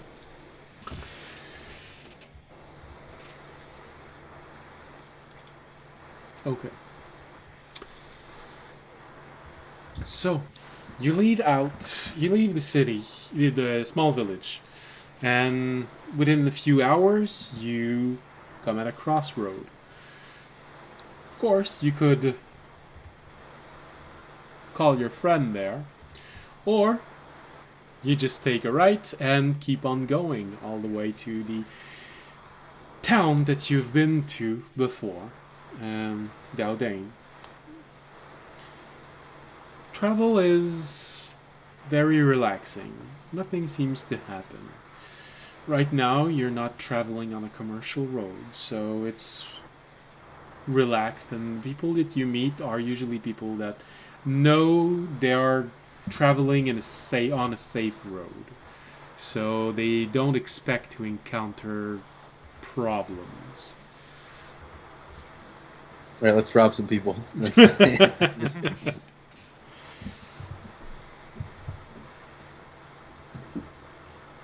Of course, Fisher, you hear the even though you are in sort of sentry rest, you hear Tobiashi's ball saying, "Push him off the cart, just for fun. Come on." Oh, he can't hear me right now. I very gently push Audience's shoulder, and then in Primordial, see, I tried. Sorry, he's too strong. For some reason, Fisher pushed you, Audience. You're not sure why. And then spoke. I'd probably turn to Fisher and be like, "What's up?" Because I thought it was like a shoulder tap or something. Yeah. Your God ever call you its son? No. Huh. Never mind. All right.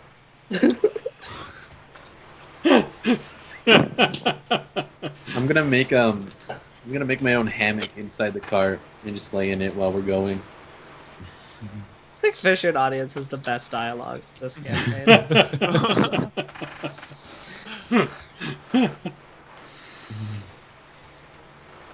Well, making The military upbringing, short to the point.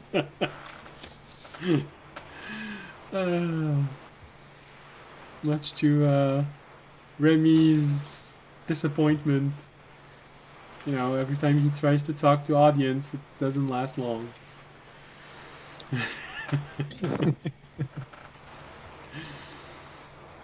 As for Tobiashi making a hammock inside of the cart, I guess you could probably string your silk on one side of where the cart ends, and you could try and make a hammock that's dangling outside of the cart. Not sure it'll be very comfortable, but yeah, sure, you can try. I'll just be laying there, keeping watch. Yeah, keeping watch in your hammock. Got it. Yeah. Alright, so this part of the day goes by very relaxed, and the people you actually meet on the road feel safe enough to even wave at you as you're passing by. Hey! And you hear one of the family crossing your path. You hear one of the child. Hey, that's the Dragonborn. Mom, it's the Dragonborn. You know, the bard, the story. She says, shh. You know, there's a lot of them. It's probably not him. Are you saying we all look the same? No, I'm just playing. Sorry.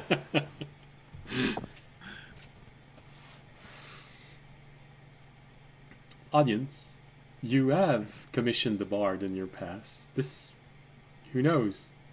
Maybe you really Could be were me. this. Could be me. It could, maybe. Who knows? I'm allowing it.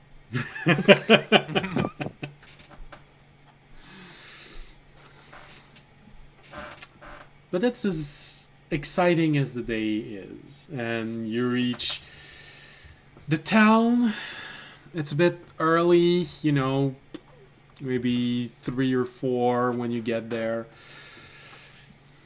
Some people recognize you because you've been there the day before, and as always, some of you were a little bit weird when when you were there.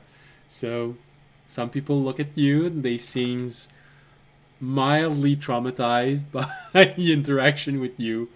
Others just recognize you and wave at you as you're passing by.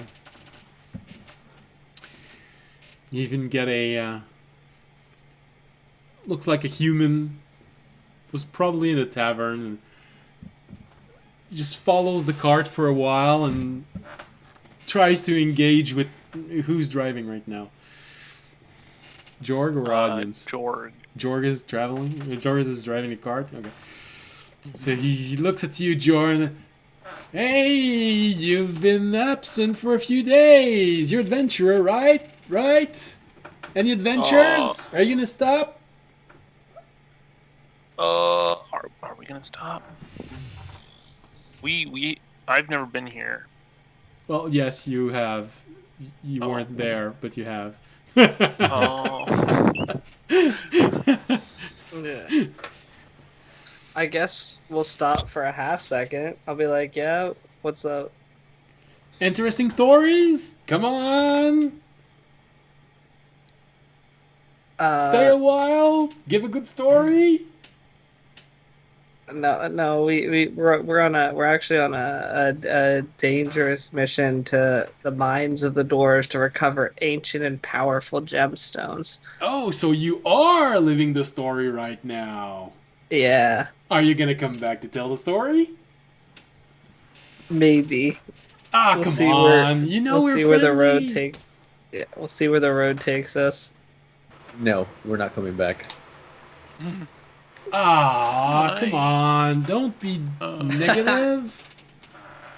We might be back. We'll see where the road takes us. Well, think about us. We make a We- great audience. That's your name, wasn't it? Yeah, Yeah, I we will. remember. I remembered, you see. All right, and then we'll keep going. And the cart starts moving again. You hear him go toward the group of people. Yeah, they're gonna tell stories next time they're here. See, I told you I knew them. The cart leaves slowly as you hear the end of this conversation. And so you travel for another maybe 2 or 3 hours until Fisher has to take place. You take a moment to eat. Wow, you're eating from your reserve. It's been a while. Should prepare good berries. They're called dried ration, but do they need to be this dry?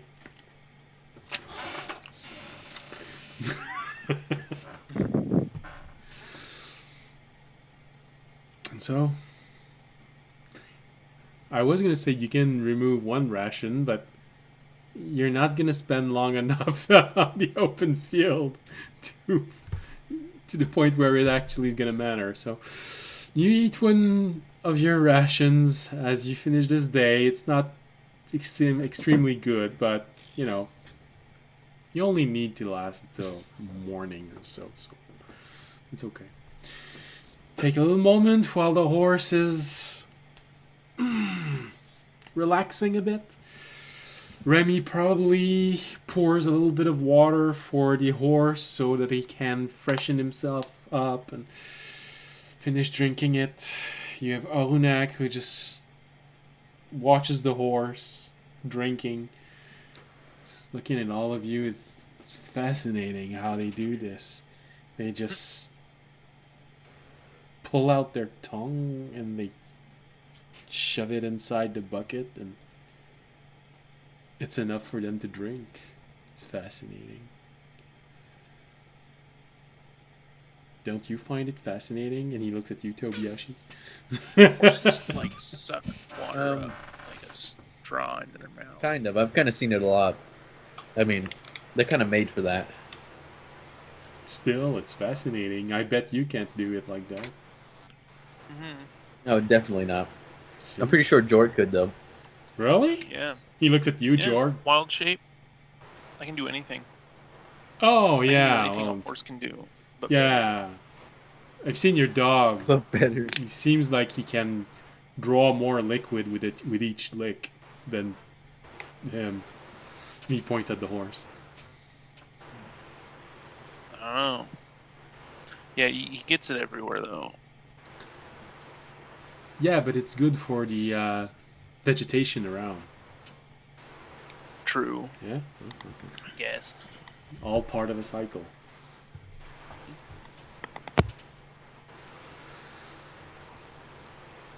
He just keeps talking like this to you, George, since you're the one who's talking to him.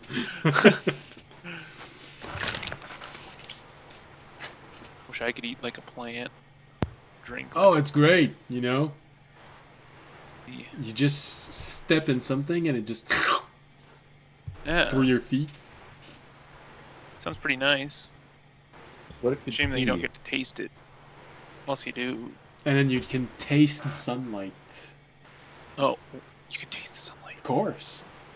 What does sunlight taste like? Well, it's gonna be a bit hard to explain it since oh, that's right. I remember the elves make a wine out of the sun. Probably tastes a little bit like that. Which doesn't help any of you because it's a wine that they really keep very close and they don't sell. So unless you've been in elven territory, you have no Hey, clue what this tastes like. Hey, audience, can you make no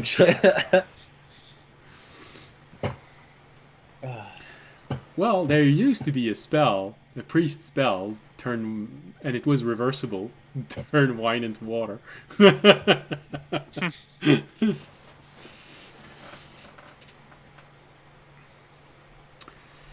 And so, the little break for the horse is spent like this. Everyone goes into the cart and everyone goes into this very uncomfortable position, although with Tobiashi's new hammock, gives more room inside of the cart. Instead of having to squeeze 4 people inside, it's only 3 with 1 dangling slightly outside and Fisher driving. Yeah. So it's a little bit more comfortable. I could wild shape into something small. Yeah, but it only lasts 4 hours. No. Or 3 hours? Is it rounded up or down? I don't remember. Turn to a rat. Yeah. Then I just wild shape rat into man. just a tight little area. So, get inside the cart and once again, nothing very special happens. Oh, baby man. You have a very comfortable night. The air is a little bit chilly, but you've just spent an entire day in the mountains, so you know, it's We're used to it. not so bad. You just add a layer of comfort for you, Tobiashi, just generating more silk. It's like creating a blanket. It's very easy. I'm gonna cocoon myself on the Yeah. outside. Completely cocoon yourself. Now, anyone that wants to leave the cart has to jump from the side or hit you on the way out.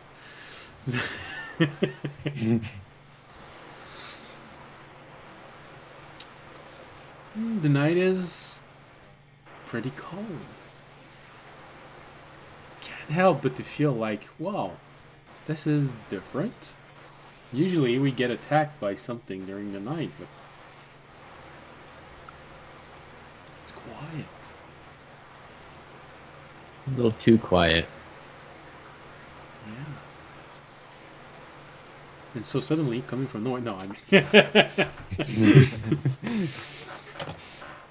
it is A actually dragon appears. it's an angry one. You're almost next to the mountain, so it's a red dragon. And but no, actually, the dice decided that it was a very quiet evening with nothing special, and so nothing special happens. until you start seeing the city of Karathner in the distance. Of course, Fisher, you're the first one to see it because everyone else is sleeping. So, city slowly draws itself, and right now, no one seems to be paying attention to you, but then again, you're in the middle of the night right now. So, of course, no one can actually see you clearly. The road does take you to a different exit than what you used the last time, so maybe that's good. But also, you know that the portals aren't inside the cities. The portals are slightly outside the cities. So, you get close to the city, close enough that you start seeing the guards, but they don't react to you coming. You don't know if it's because they don't see well in the dark and they're waiting for you to arrive, or if there's absolutely nothing to react, then the audience is not wanted in this city. But unless you want to make sure, you're not gonna know. Let's just hide audience this whole adventure. We don't need. Mention need it's to know. hard to know if exactly the which portal's dragon port they're outside going, the yeah. city, right? Yeah. So I think I'd probably just, I mean, it's a big city, but how much longer would it really take to just go around the city? What do you mean? Like, not go into the city? The Yeah. portal is not inside of the city. It's always outside of the city, so people don't panic and think that they're being invaded. Yeah. Yeah, so I don't think I'd bother dealing with any guards and just go around the city. So We'll just go to the portal. Alright. go straight to the portal. So you get there. In the dark, it's a little bit harder to find, but you know how to find them. You take the orb, and the orb does act a bit like a compass. At least it's one of their function, and you easily find where it is because you've never used the door on this one. So it takes a little while, but after maybe half an hour to get there, and maybe another half hour to figure this out, where the portal actually is, you find yourself in the garden. The portal opens up, you're inside of this large storing area. You're greeted by a warden. You immediately notice that everyone is sleeping. So the warden gets close to you, Fisher, and asks, "Are we let them sleep? And are we letting them sleep inside and let them wake up in the morning? Do you want them to be taken to their chambers?" I think we were just gonna. We were kind of cutting through here as a shortcut. Oh, okay. Well then, what is your destination? The mountains where the dwarves are.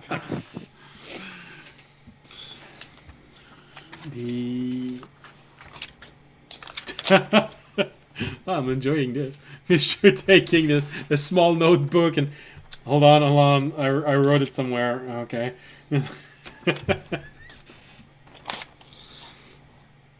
Can I roll intelligence to see if I remember? You're sleeping. You're asleep.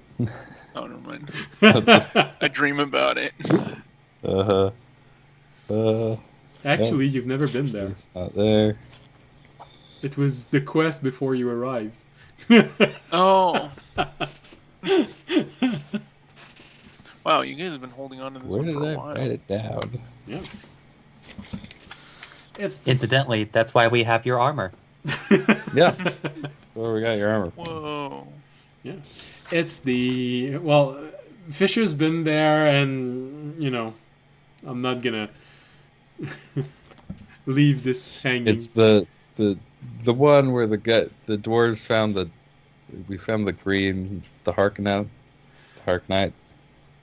Yes, of course. You want to go That to the village of Karatner. Yes. Sorry, not Karatner, but No, that's Kartharin. where we came from. Yeah. You want to go to Kartharin. Yes.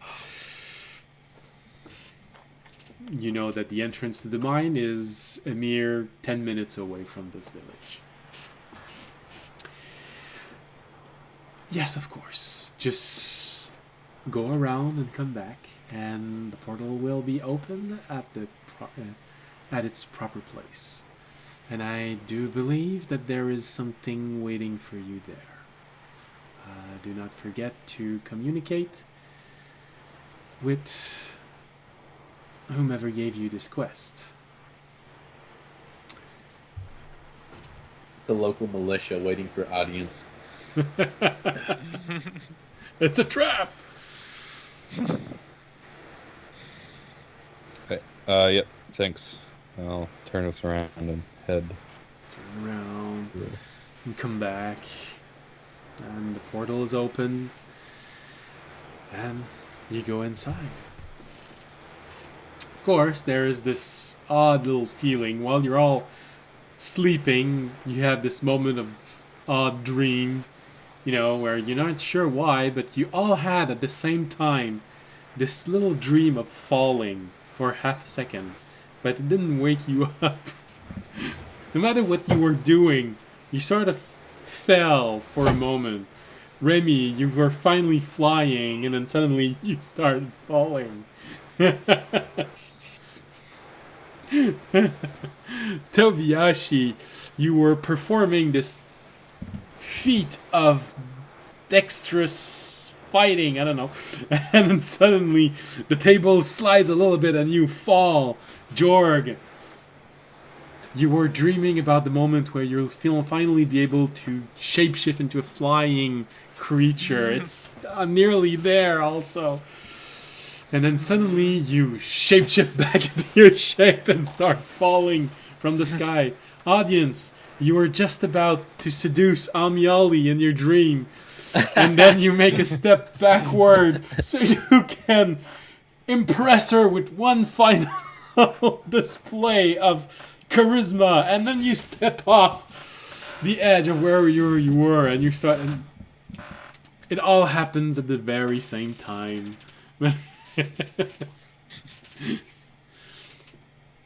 But it does allow you to wake up just as the cart arrives in the small city of Carthage.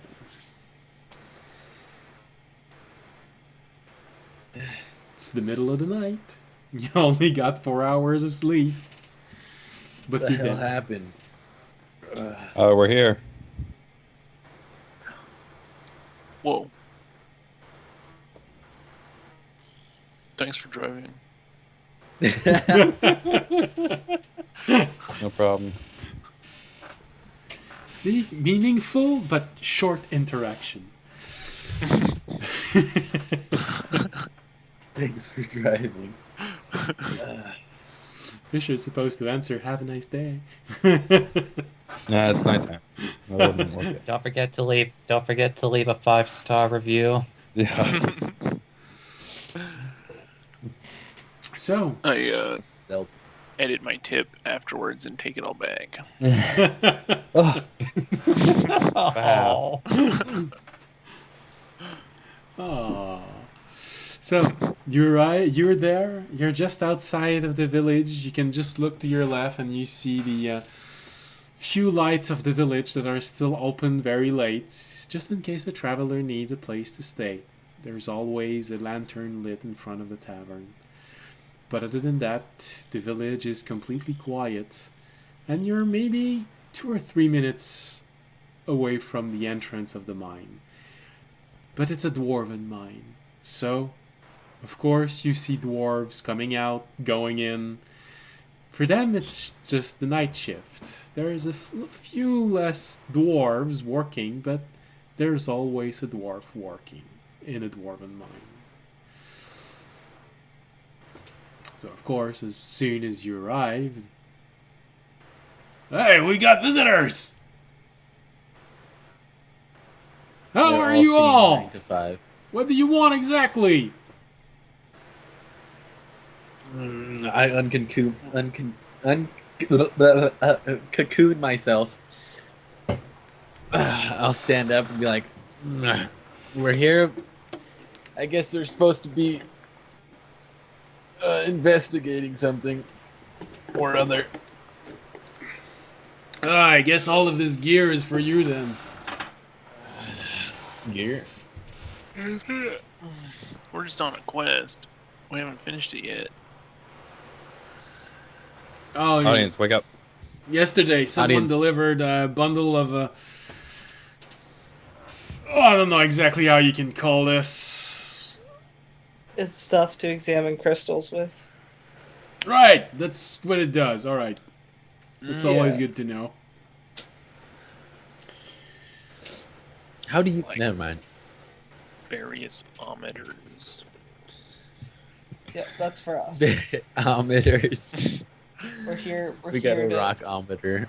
here to look over crystals. Yeah, okay, yeah, I get it. You're here because you want to know what's the gem deposit that we found. If they're really enchanted malachite or not. Pretty sure they are.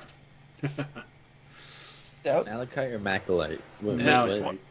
Why didn't anyone else use this equipment and analyze it? No, it's not That's ours. their job. And It's Oh. our job. you've been buying I a see. good quantity of metal ever since this business deal started. I mean, we're not gonna rummage through your stuff. You're good customers. All right, well, let's get started. We, What do we got if to you do? don't remember, Jorg, actually, you weren't here, Jorg. I set up a business deal with the dwarves around this mines. Between them and, like, the garden, kind of. Whoa. Yeah. Well, Y'all ready to go? Yeah.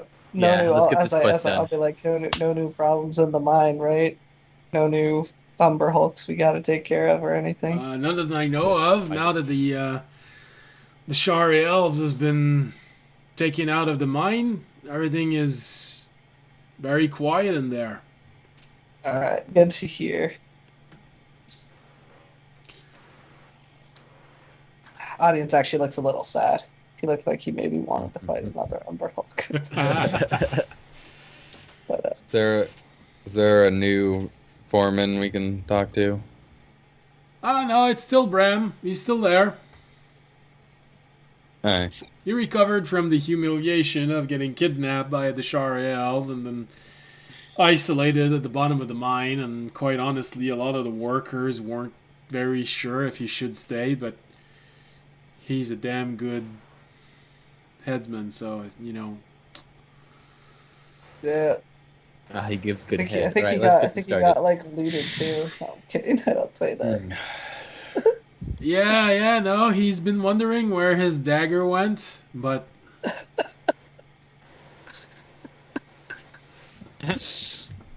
All right, Wait, do we have his dagger? we do it. Yes. Right, that is the dagger Remy has had like this entire campaign.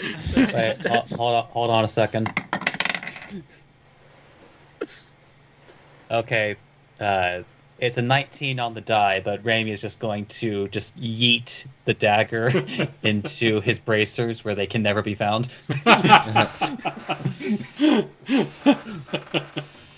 okay. Ugh. Discreetly I don't know if that'd be takes, sleight of hand or stealth, but either way. discreetly takes one normal dagger out and puts the magical dagger in.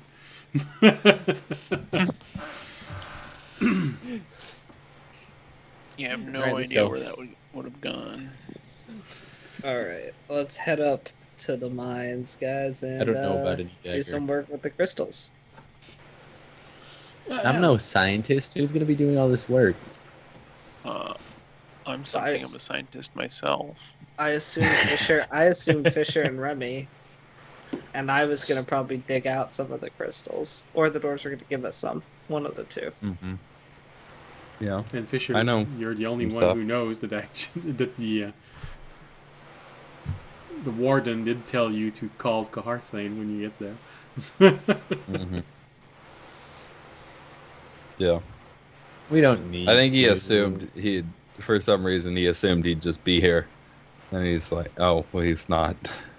Right. Uh, do you guys need to? Are you guys good to go, or do you guys need to finish sleeping? I'm good. I'm a little tired, but we can push through. Because I mean, we could, you know, we should probably call him and let him know that we're here and ready. Oh, sure, I can call him. So I accepted the quest. I guess I should call him. I'll dial up Syrah. Hey, can you connect me to Kaharthane, please? Yes, sure. Give me a moment. I'll wait for 5 or 6 seconds. Would you like to make this a collect call? You hear sort of this odd sound, just the doom doom. Hello? Yeah, this is audience. Just letting you know we've reached the mine. We got the equipment and we're ready to analyze some crystals. You sound a little bit tired. Are you okay? Yeah, just a short sleep. Just finished, of course, trying to didn't quite talk to a dragon, but talked to one of their top attendants, so worked. Okay, is there anyone talking in the background? Is there? Normal sounds. Usually the orb seems to be able to filter them. Yeah, I'm like, I don't think so. Ah, that's weird. I swear I've been hearing voices in this. And you hear again, doom, doom. You know that his Wait. communication thing is integrated into his helm. Maybe someone has bugged your system, like the gnomes or something. They're Oh, listening to yeah. everything through. There's this one gnome that keeps trying to figure out who stole their rock flower. Maybe they think I know something about this. I don't know. I heard Bertrand might have had a hand in it. Oh, the rumor I well, heard. don't tell them because. Meanwhile, Raimi, with no sweat glands, is sweating bullets. Audience just throws people under the bus immediately. Alright. Loyalty. Okay, so yeah, we've got the equipment and everything. Do you want us just to start, or do you need to give us instructions of how to use the equipment? It's probably a good thing. I don't know how good the communication is going to be when you're inside of the cavern. And he starts explaining how to use the entire series of devices. Yeah, I'm turning it to speaker and handing it towards Fisher and Remy. So he explains how to set up the entire thing. There's sort of a tripod looking thing. You have to put one of the crystals on it. And then you have to place another one in front of the mineral you want to evaluate. There's a series of glyphs written on it. You have to press them in the right order. Of course, between Fisher, who knows magic, Remy, who also knows magic, and has a photographic memory, the whole thing sort of goes by quite easily. All right. Sounds like you got it. Good job duplicating this conversation, Remy. It's always good to know that someone can do this as accurately as this. So yeah, I think you have everything you need. You were about to say something? I mean, like, if Raimi's going to do anything, just, like, talon up. Yeah, so, just watch whatever he reproduces. Looks pretty good. I don't know if it's influenced by his understanding and everything, and how accurate it is, but looks accurate now. Let's hope it stays the same when you're under. Yeah, and just give me the result as soon as you can. I mean, it would be pretty interesting if we could have naturally occurring, magically infused gems. Yep. Yeah, we'll figure it out. All right, thanks. And remember, magic, crystals, be on your toes. You never know what could be in there.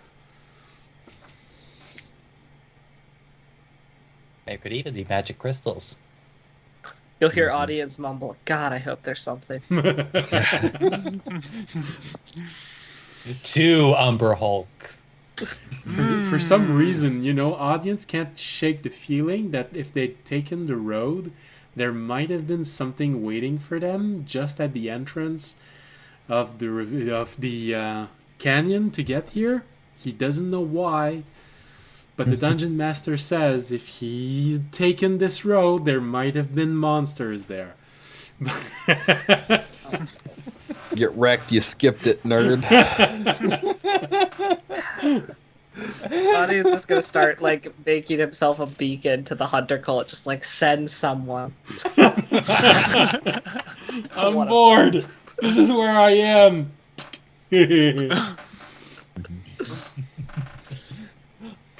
Alright. I need a good ass to pound tonight. Yep. That's the language I would use. Oh, I feel like Remy would feel so sad about this. Alright, yep. I guess we'll start heading towards the mines. All right. Go meet with our good old friend Bran. And yeah, once it actually got to the morning, I would switch Pterodad over to Arcana instead of Perception. All right. All right. So, with the explanation, with everything, taking everything with you, probably storing it in audience's dimensional storing, it's easier than just carrying it on your back. Or you can carry it on your back, you never know. You could need to deploy it urgently. But take everything and you start going inside, of course. Your cart stays outside again. Alone. You can't help but to feel Jorg that the horse looked at all of you, sort of in the saying, goodbye, don't forget me this time.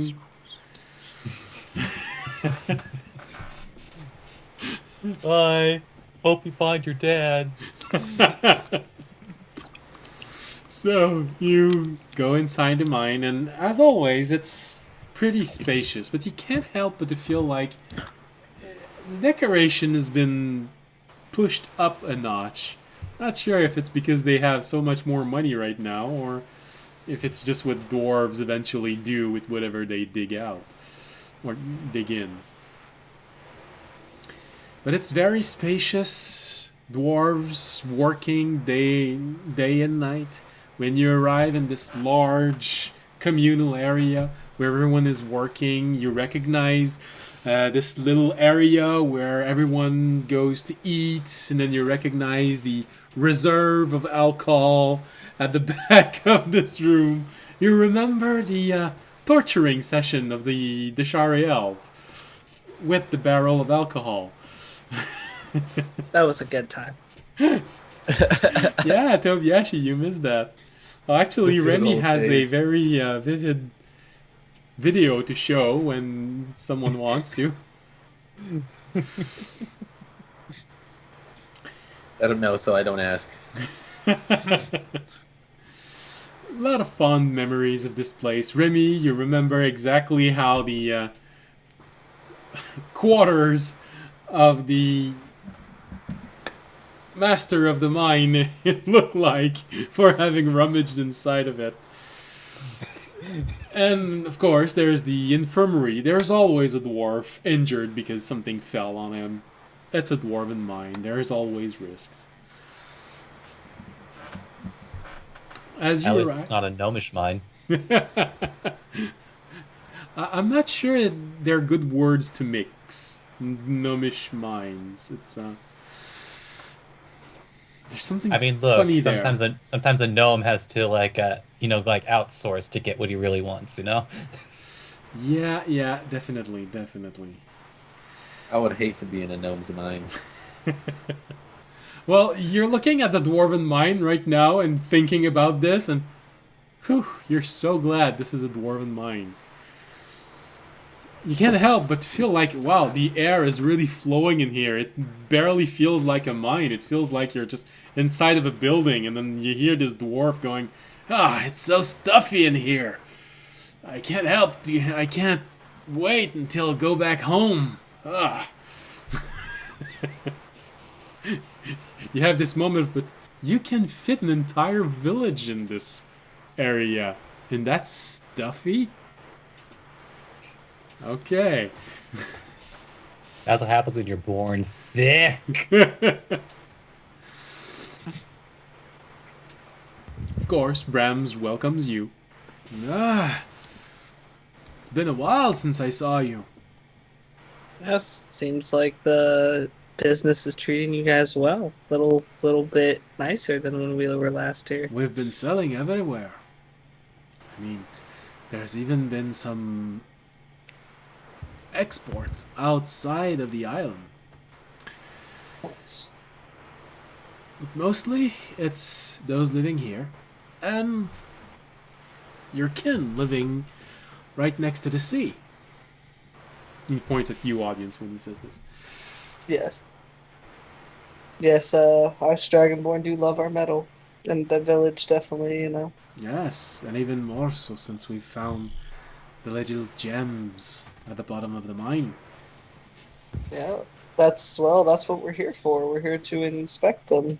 Because I think our business part, or our side, would be very interested in purchasing probably quite a few of them if they are what you guys say they are. Yes. And you know, as any good Dragonborn knows, yay, another follower! As any good Dragonborn knows, if you mix copper with... Oh, raided. Yeah, that's what I was gonna say. That sounds like a raid. Oh. Hello! Welcome to our group. Damn, that's a lot of people. I love it when it grows like this. Thank you all for this raid, and I hope you enjoy your time here. There's only about maybe 20 minutes more until the show ends, but hey, at least now you'll know for the next time. And there is a rebroadcast on Friday. Don't forget about this. I hope everybody over there at Faded Fables had a good time.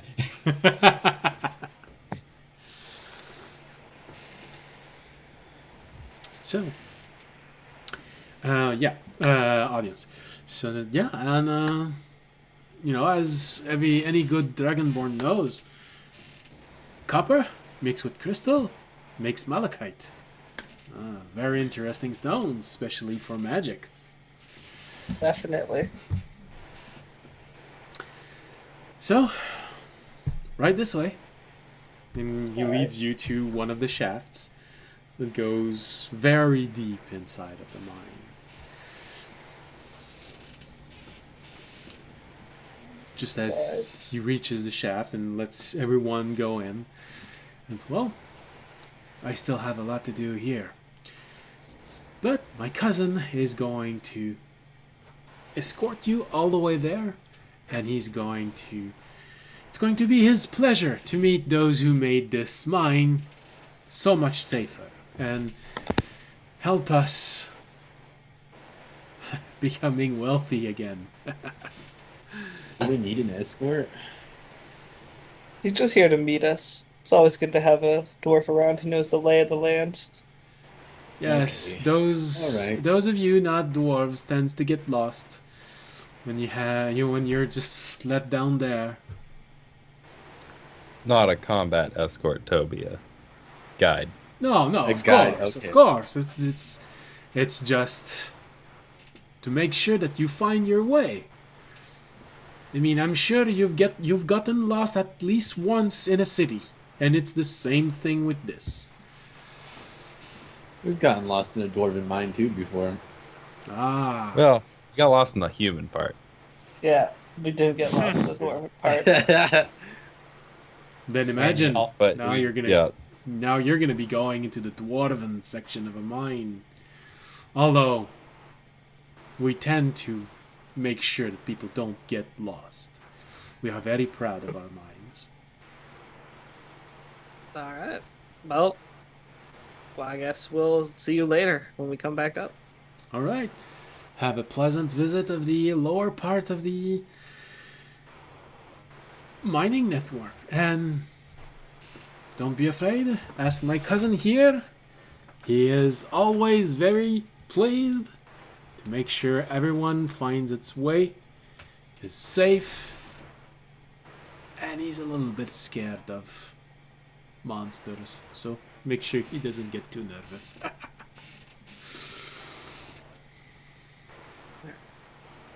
Well, I guess we'll head down the shaft, the elevator. He says to Dragonborn, Kenku, Construct, Living Tree. Yeah, just forget about me and Jorg then. Well, I mean, everybody knows that humans are the real monsters. Yeah. What, I'm just a human. Jeez. Little old me. Little old me. Of course, it shows just by the way you walk. You're a human. Raimi just casually minor illusions a man who was dead about a week ago. We don't talk about that. That's in the past. How are we supposed He's to move alive on now. if bringing up the past, okay? You find yourself in front of this other dwarf, the cousin of Bram, just as you show this image of the dead guy. Maybe I'm He did that. interrupting. How can I help you? We are here to examine the crystals. Yes, of and course, we have of course. You're the one who are going down. My cousin told me. I'm Batik. Nice to meet you, Batik. Alright. Now, hold on to something. It's quite a long way down. You don't have like mine cards? This Well, is that's- like it's a shaft. It's a That's... shaft. It's a cart is pretty fine when you need to go forward or to the side, but when you need to go up and down, that's a different thing. Okay. Unless you want to start using magical carts, but those cost a lot. And who knows? Alright. Maybe with this new mineral we'll be able to actually buy some.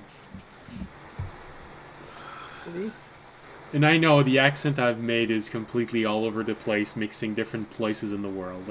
it's a cool thing about fantasy accents. They don't have to be based on anything in the real world because, But we can get as close as we can. yep. Well, that would probably be That's closer what to inspiration star. that would probably be closer to what I'm doing to something from Scotland, but again, it's very stereotypical Would you start? accent of Scotland that you're doing. What if just do a country accent for all the dwarves and boom. That'll work. Well, I'm pretty sure my accent is a mix between Arabic trying to speak English and maybe Indian, and possibly a little bit of Scotland. So I think I'm mixing a whole lot of things. So Batik is taking you very deep in the mine. Takes a little while. I probably should state for the record. Yes. The minute that everybody else climbs into the elevator, Raimi stops short.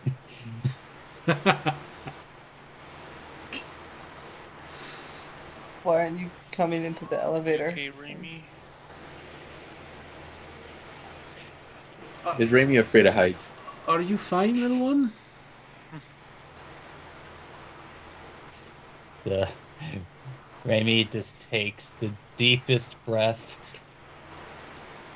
puts his lantern on full blast, and slowly makes his way into the elevator. Ogunak takes your hand and then, come on, you can do it. It's just like walking in a room where there's no light. Come on, one step, one step.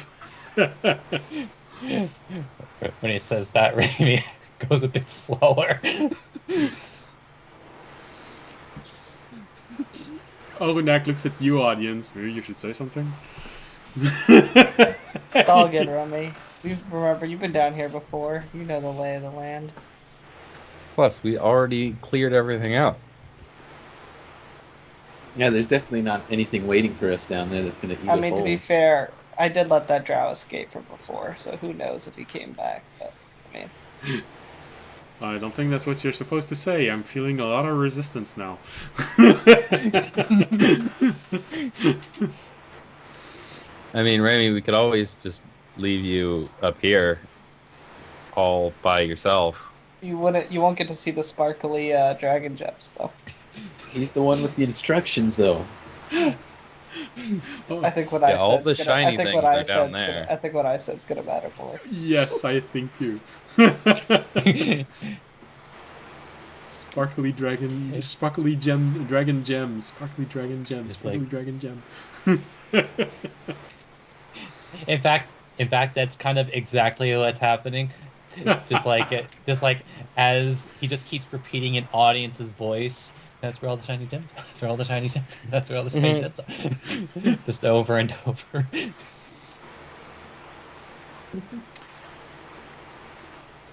Well, I can see that he's a little bit nervous. Let's go down then. Yes, you have to be all the way inside for me to go down. Good. Now let's close the door behind you. He closes the door slowly. And down we go into the light of the lantern that we've left behind. He starts rolling down.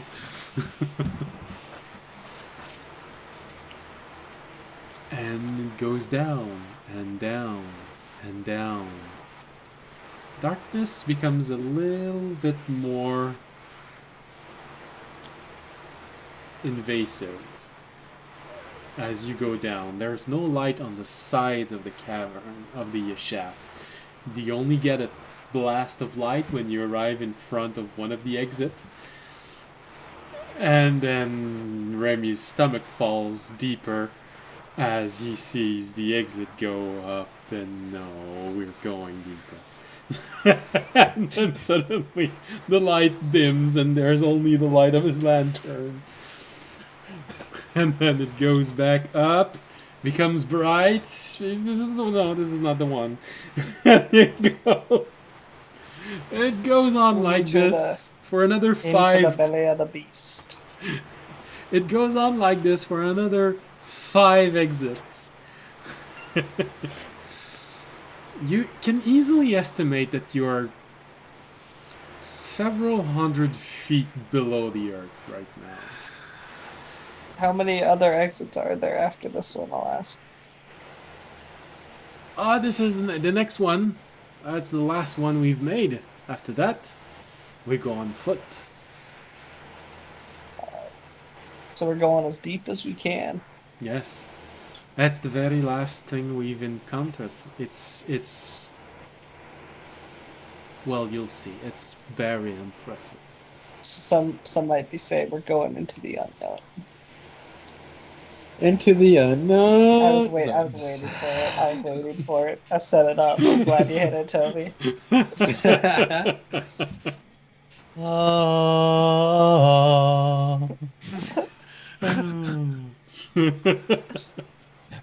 Actually, that would be the perfect setup for a mine horror quest. Yeah, no, we've just been hearing this strange woman's voice, like echoing all throughout the mine. Ah. No, you want to Oh have yeah, that's horrifying. you want to have something better. I don't know. We keep seeing this little child playing in the mine, and every time someone gets close to you, we can just hear and say, "Can I play with you?" After the stream, I gotta tell you guys about these monsters in this one video game.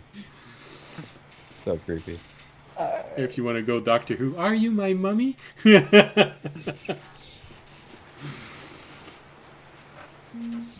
So, you arrive in this last lair. And I'll admit it's not as well lit as everywhere else in the mine, but still, it's very safe. Don't worry about it. He opens the gate and starts leading you inside, waiting for everyone to be to follow him. I'll fall. It's definitely darker in here. It's lit up by lanterns and not whatever bright thing they were using in other levels. This level feels like it's been dug out very recently. It's still rough.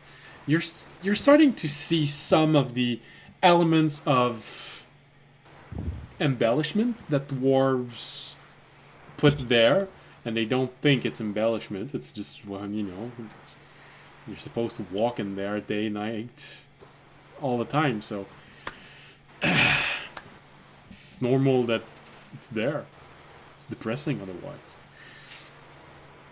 And you do walk for quite a while. Take a right, take a left. You see dwarves working, taking carts of rock away. And then after a good 10 minutes of walking in there, taking it left or right, straight forward, taking the left branch, you finally see a dwarf walking with a gem in his hand. As soon as Batik arrives, they start talking in Dwarvish, which I think only audience can understand. Oh, activate my mask. That's gonna help the mood a whole lot.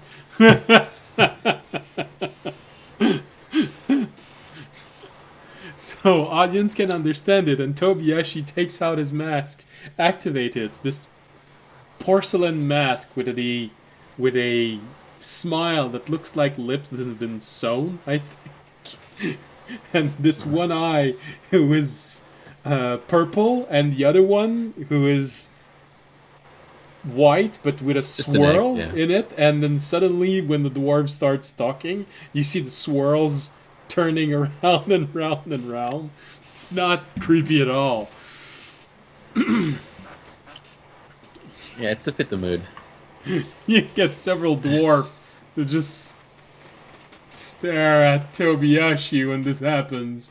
You hear them talking dwarvish. You audience, you can understand this. And is that normal? No. Actually, I don't think it really is. He doesn't normally put on that mask, but Is something bad gonna happen? I feel No. like I've read a story that started with this and no dwarf came out of the mine. And you're like, you're gonna explode. No, it's like, You guys are all fine. Don't worry about it. Okay. yeah, I'm not that much of a threat. Don't worry. Well, here it is. He shows a gem to Batik, and Batik said, yes, that does look like what we are looking for. Just add it to the pile over there. It's going to be identified soon enough. And you see him go and take it to the pile. All right, I do believe this is where you want to put your whatever material. I've heard there was quite a lot of it left at the entrance. I hope you don't need to go back there and get it. Nope, it's in our storage. Ah, good. All right, So, I will. there is the shaft right over there, and he points toward one corridor. This leads to where we are currently excavating. It's quite breathtaking when you enter the actual excavation site. But over here we have our storage. There's bound to be some there, but we can't guarantee of its quality. What's the fun of that? I want to go find some for myself. Let's go, guys. Very well. Do you need to be left alone in there while this happens? I mean, I don't think so. I don't need to interrupt your work. We're just analyzing. Very well, very well. All right. Well, you have several smaller excavation inside. You can always pick one where there is not too many dwarves, so you won't be disturbed, or you can just place yourself at the middle of this huge cavern and do whatever you need to do. And you hear a few dwarves talking in dwarvish. Yeah, still those people trying to evaluate everything, huh? The dwarf just answers, I think it's unavoidable whenever we find something precious. And I'm not doing accent because audience actually understand this in dwarvish, so it's, it's not as much of an accent. Audience thinks about saying you guys wouldn't even have an operation if it wasn't for us, decides against it. So. You have a few dwarves that just looks at you for a moment. They walk away, and you hear another dwarf. You have to... He goes back to English. To common. Oh, you have to excuse them. They're not used to having visitors. All good. I'll say, all right, let's go and find some cool crystals, guys. And we'll start heading down. Yippee! They're more accustomed to stealing jobs from other people's, not the other way around. So,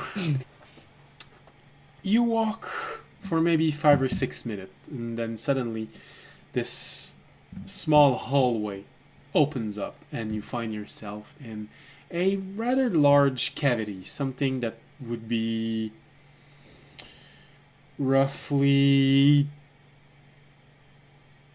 200 feet wide, shaped roughly like a circle.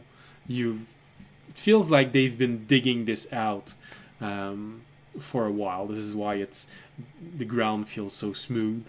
There's still a few bumps, but they've been smoothing this place out and digging out the sides, so it's not exactly a bubble. It's more like a square that ends the top of it feeling like slightly of a dome. But you see several dwarf there, and there are a few entrances to a few deeper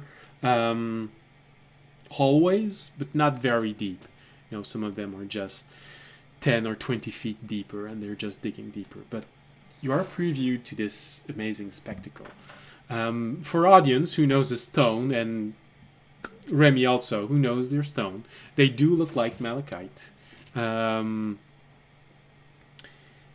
there is this shine to it that illuminates the room a bit unnaturally, but also magically.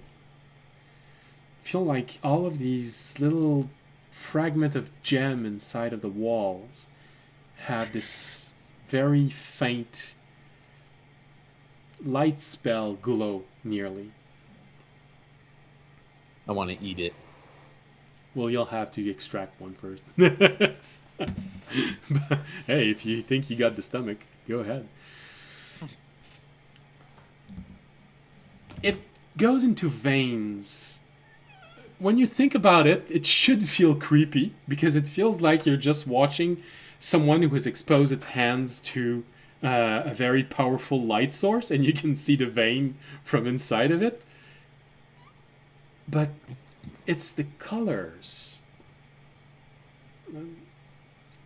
It's sort of a blue and green, and this shining element that sparkles a little bit. It gives sort of a golden element to it. And it fills the entire space, nearly all the way to the ground. even dwarves, you see dwarves taking a moment to look at this place and then going back to whatever they're doing. So this does feel like a very interesting place to put your instruments, or you can go just a little bit deeper inside. I think I'll put them here. We'll initially check here. Mm-hmm. Rami is just taking it all in, hoping and praying that it will be invading his own dreams very soon. Alright, so audience open up the dimensional storage, starts taking everything out, place this at the center of the room. Well, I say center, but you can place it anywhere you want. Could place it closer to a wall, closer to one of the big deposits.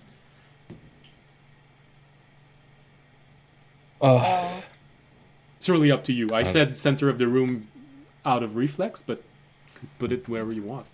I mean, you probably told us how long the range on it is. Yeah. Center Most of the room would probably be in range, even if you put it at the center.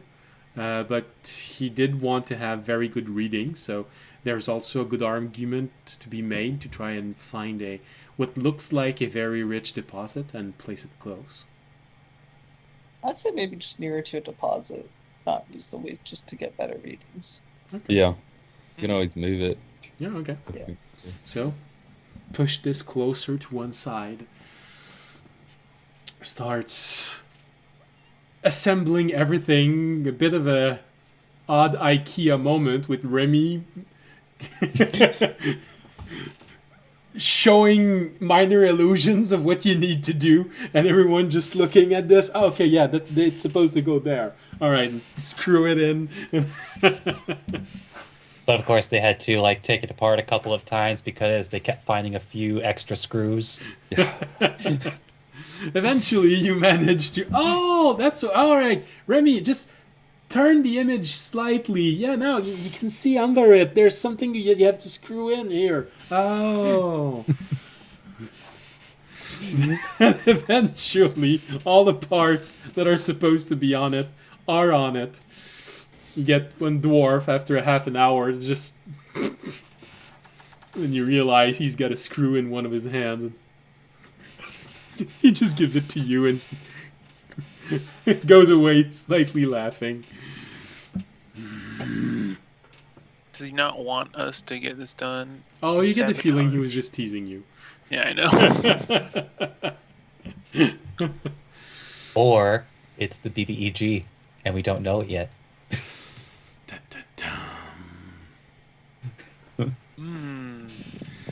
So, you engage this machine, and suddenly you see it vibrate a little bit, emits its own energy. There's a few pulses of arcane energy around it, and then suddenly it emits long tentacles of energy, and it just starts licking the wall nearby. And you start seeing glyphs appearing on some of the display gem inside, and you're not sure what it says. It's written in a language that you don't know. Well, except maybe for you, Fisher. Although you don't have it right now, there's a small element of familiarity too. Wait, can I understand it? Oh yeah, that's right. You can understand. Okay. Yes, actually, it is information about the crystal itself. You have no idea because you are not a chemist, you are not a scientist, but there is a chemical composition of everything that is there, the type of mineral, quantity, energy being absorbed, released, the type of stone that it is. There is a confirmation that it is malachite indeed. But with exotic element, you can read that there is a draconic vibe from it, definitely.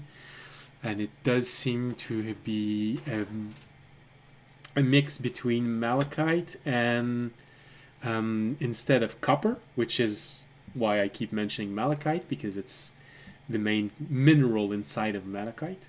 It is the copper from the daharkanite that has infused into it. And so this is why it's sort of malachite, the Harkonite stone. Unnamed, And right? weirdly enough, a small percentage of monosodium glutamate. You don't know why.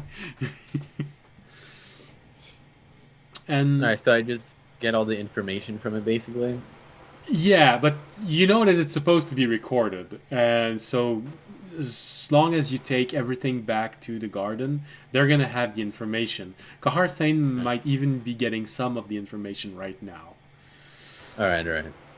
But it's just that now you can read it on the display, and you have sort of confirmation that this is magical indeed, it is mineral, and it is, as they said, because the energy of the dragon that is supposed to be here, although you do not know why. That's right, you do not know why. Audience, Remy, and Fisher do, but you don't. There is... I'll read it out loud while I'm reading Okay. it. So there is energy that's seeping from the residue of the dragon. So for audience and Fisher and Remy, it is a confirmation that it is a side effect of the dragon that chose this place as its resting place. The energy of it and the copper of it and the mineral formed and fused itself to it. So in a way, it is even more magically infused mineral from a dragon, which drew all of its power from the release of whatever energies a dragon body emits as it is turning into a mountain for this dragon in particular. And all of this is what Tobiashi reads to you. The range, the shape, the size, most likely, and even an estimate of how long it's been there. It's been there for nearly 1,000 years. The deposit itself, not the dragon.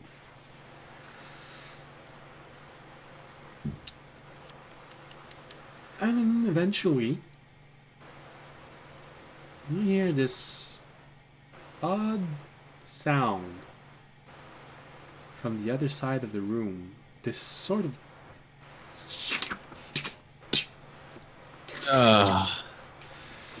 I was joking, DM.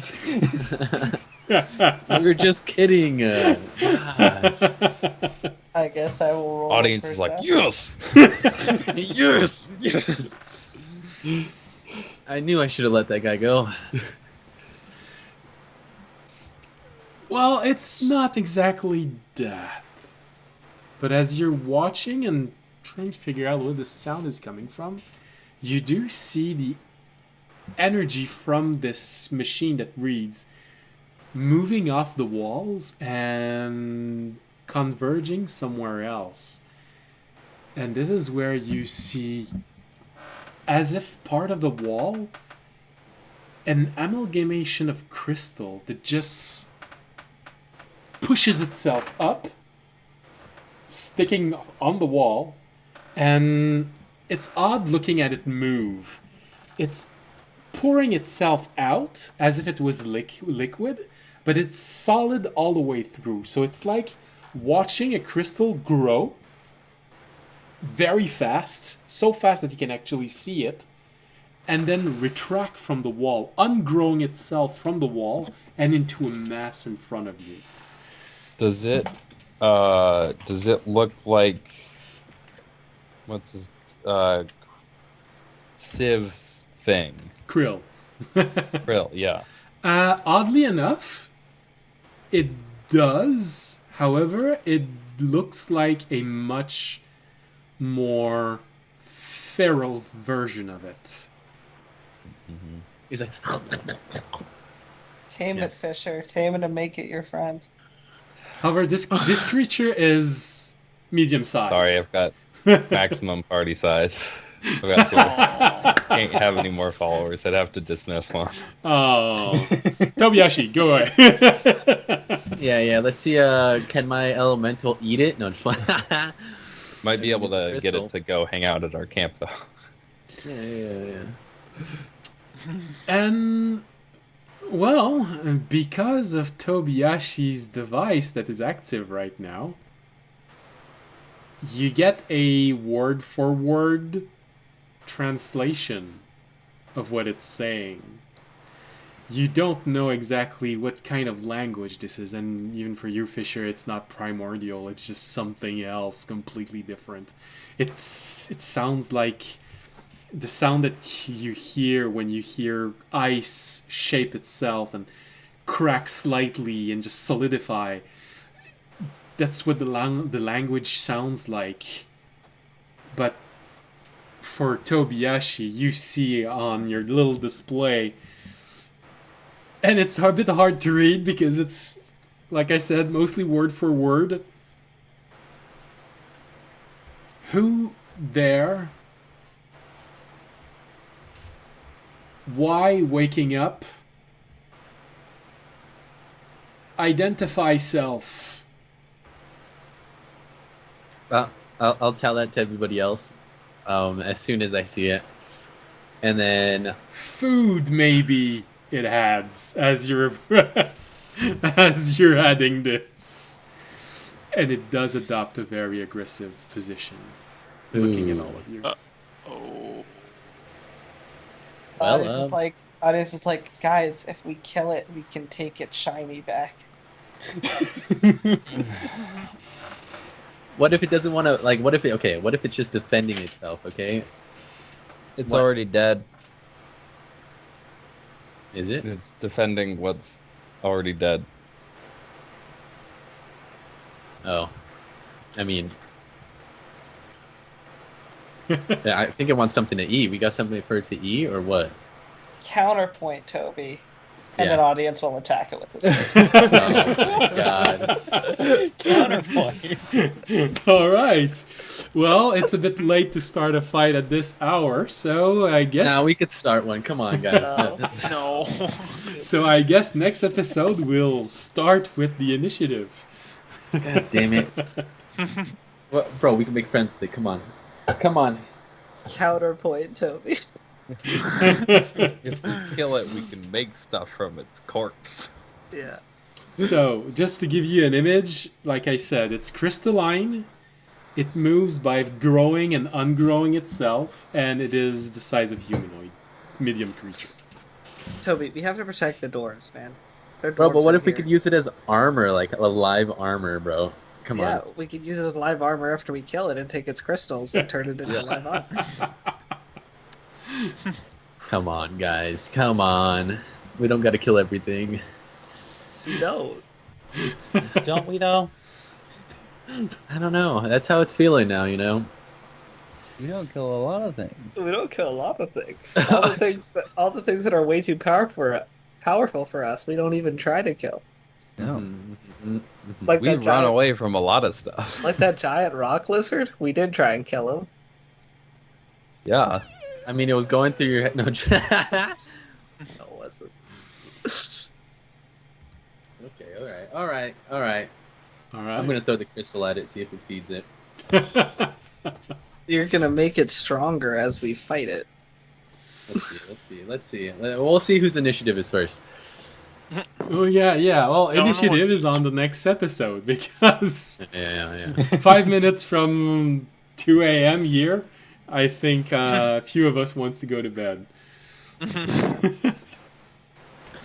So I can name at least 2 individuals. I hadn't rolled yet tonight. I wanted to do one roll for the night, not Oh, for yeah. anything. It That's was what just a I nat- was thinking. It was but- just a nat one. So I'm glad we don't need to go any further with rolls. Let's see. Wait, I want to see what I roll. 5 with a slightly above 50. So, I rolled a natural 20. whoa. so audience is thankful and Tobiyashi is not. Yeah. It's fine. I got another whole week for my luck to And come those are- back. Those are some polarizing rolls, by the by. All right, so that is going to be it for tonight's episode. I hope you had a pleasant evening. Thank you for the raid. It was very much appreciated, and the follow as well. Great. They're always very much appreciated. Sorry I didn't get to read the name also because, well, I was talking with players, so I hope you can understand. But thank you anyways. And yeah.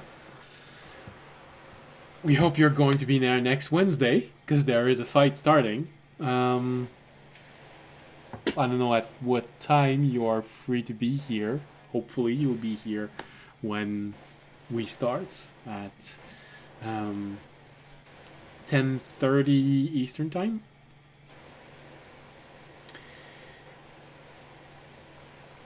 But that's it.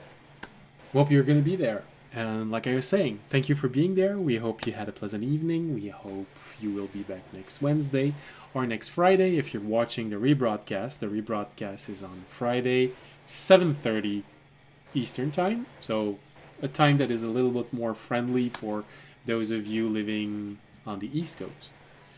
And as always, if you enjoyed the show, you can support the stream by following us on Twitch, Twitter, and YouTube.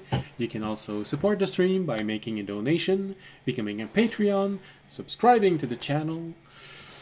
Or if you can't do any of those, well, you can always simply spread the word of our channel, because the more of you there will be, the better it will be, and the more fun chat will be.